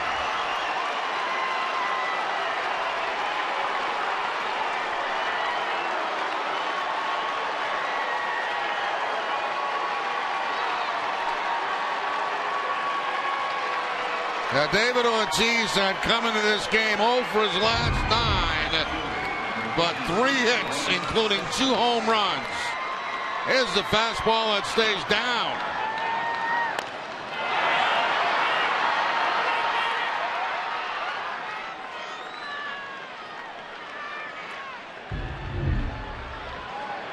"34th home run of the year for Big Papi, and the Red Sox have a 2-run lead here in the 10th. Now with one out, Yoenis Cespedes has a home run tonight of his own.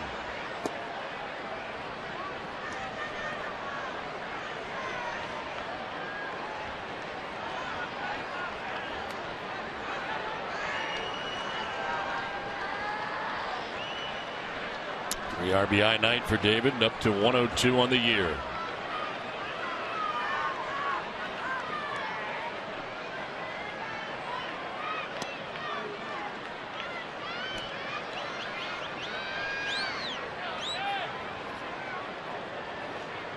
Seventh career multi-home run game for David Ortiz.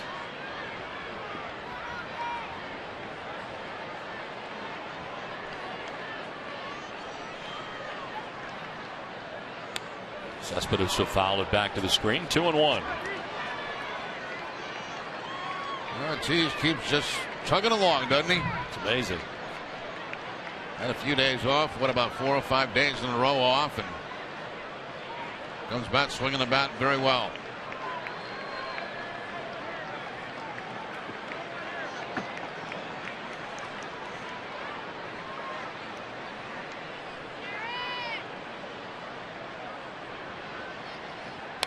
Cespedes fouls it back. 2-2. And he began with Betts striking out. Bogarts reaching on the air. Throwing error by Kelly Johnson at third base. And David Ortiz hits a 2-run home run to give the Red Sox a 5-3 lead here in the 10th. Now Yoenis Cespedes with a count of 2-2.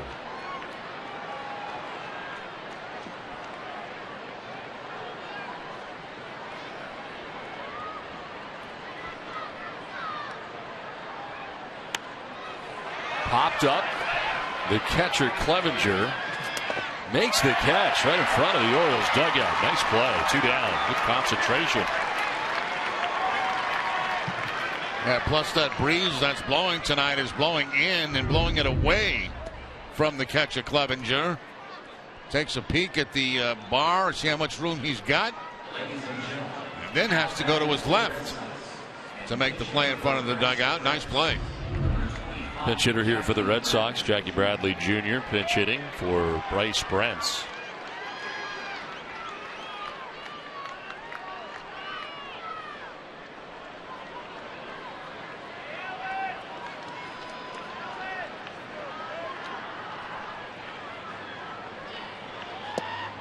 In there for strike one. Mojica up in the pen and be coming in here in the bottom of the 10th inning. Delman Young, Steve Pearce, Nelson Cruz expected, and a full bench as well for Buck Showalter.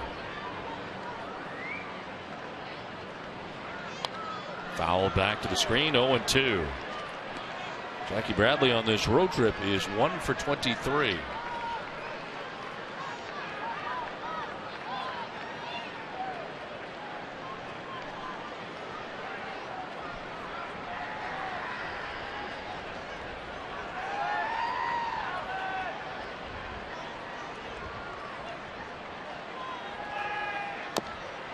fouled off. Still 0-2.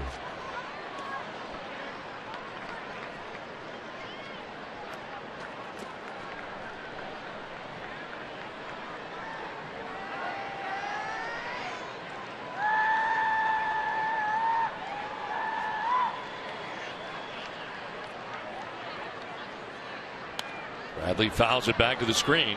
Stays alive here.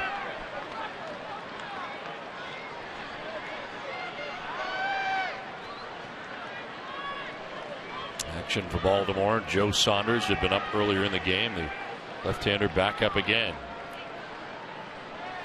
Day surrendering the lead here in the 10th inning.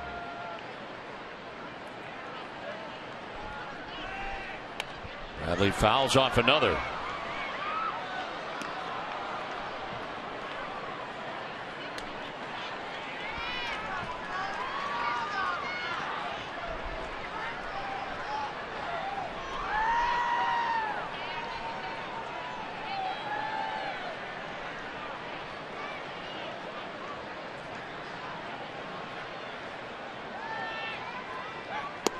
In there for strike 3, and Bradley Jr. strikes out, but the damage has been done. David Ortiz with a 2-run home run as the Red Sox on top 5-3.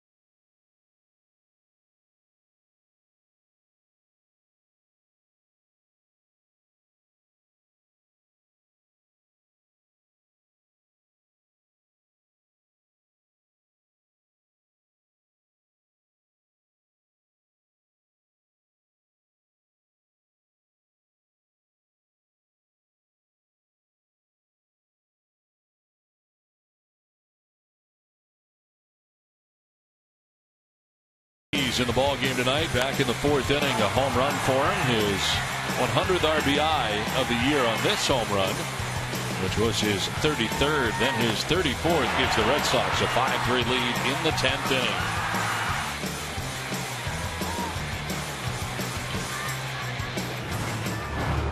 Now it's 5-3 now. Red Sox have the lead as we head to the bottom of the 10th inning.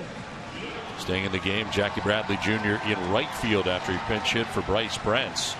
And the Red Sox closer right now, Edward Mujica, into the game. 63rd appearance, 2-4, 6 out of 7 in save opportunities. 41-14 the strikeout to walks, and opponents hitting at .294 against him.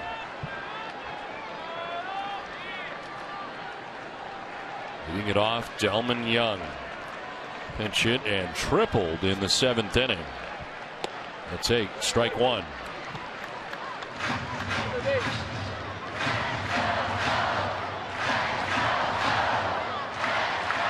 Mujica did not work in the Pirates series, been off since Sunday in Kansas City, and he jumps ahead of Young, 0-2. He did not pick up that slider well at all from Mujica.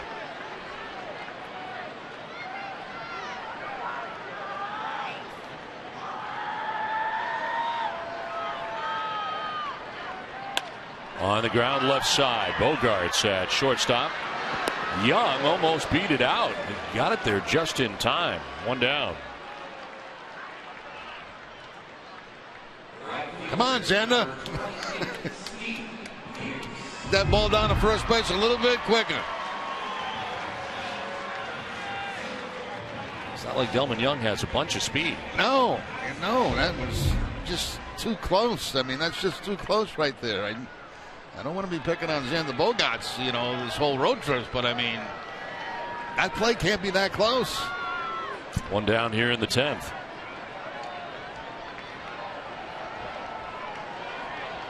Steve Pearce 0 for 3 with a walk.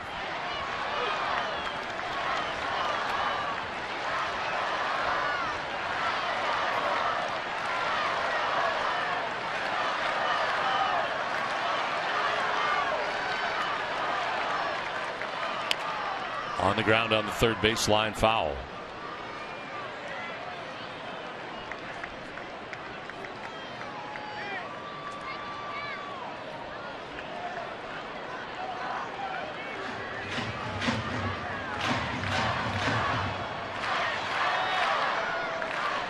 This has been on twice without the benefit of a hit. Walk and which on an error committed by Bogaerts in the 7th inning. Away 1-2.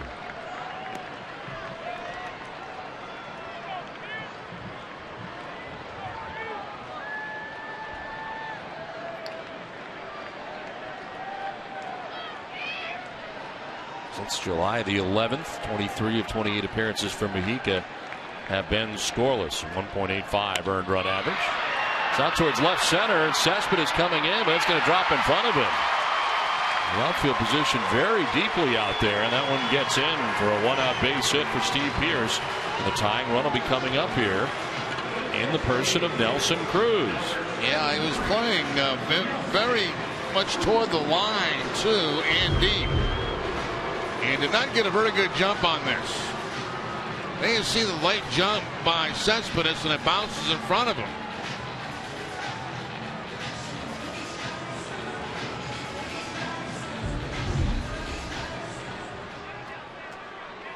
Nelson Cruz, 3-hit night, 2 singles and a double. He's driven in a run.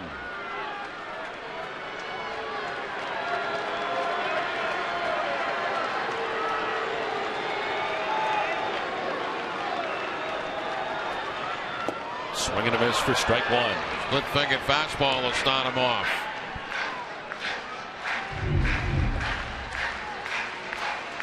First splitter, I believe, Mujica's thrown since coming in the game.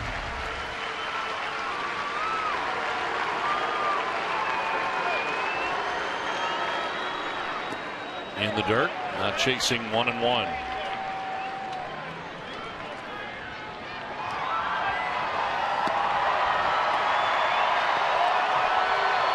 For 7 in his career against Mujica.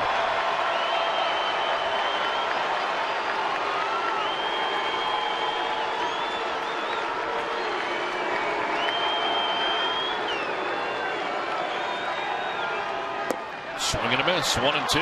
Another good split-fingered fastball from Mujica, keeping it away from Nelson Cruz.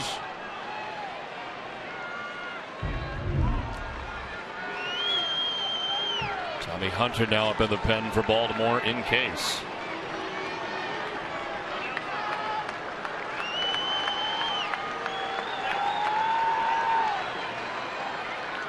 Cruz chops it foul. We'll do it again, 1-2.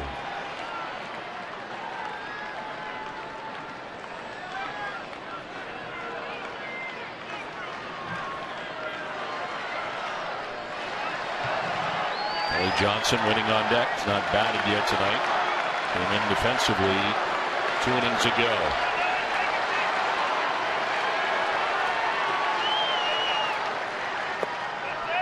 Two and two.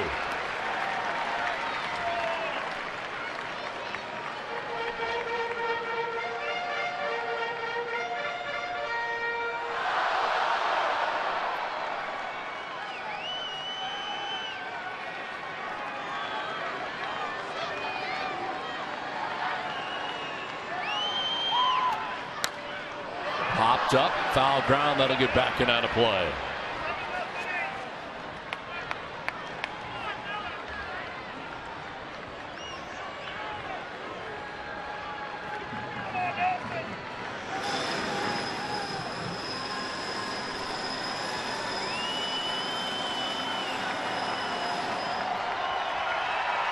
Steve Pearce at first, one out. Cruz representing the tying run here in the 10th.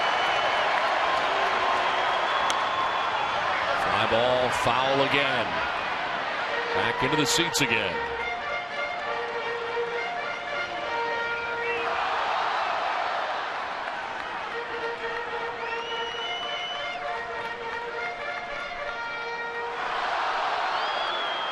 See if he tries that splitter one more time away from Cruz with the count 2-2.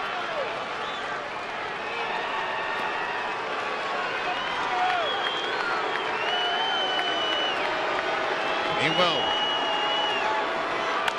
On the ground to shortstop, could be two, to second for one, on to first for two, and the Red Sox win. A 10-inning victory for the Red Sox tonight on a 2-run home run by David Ortiz. Double play to end the ball game, and Mujica will pick up the save tonight on a big night for Big Papi. 5-3 Red Sox win. We're back with more right after this.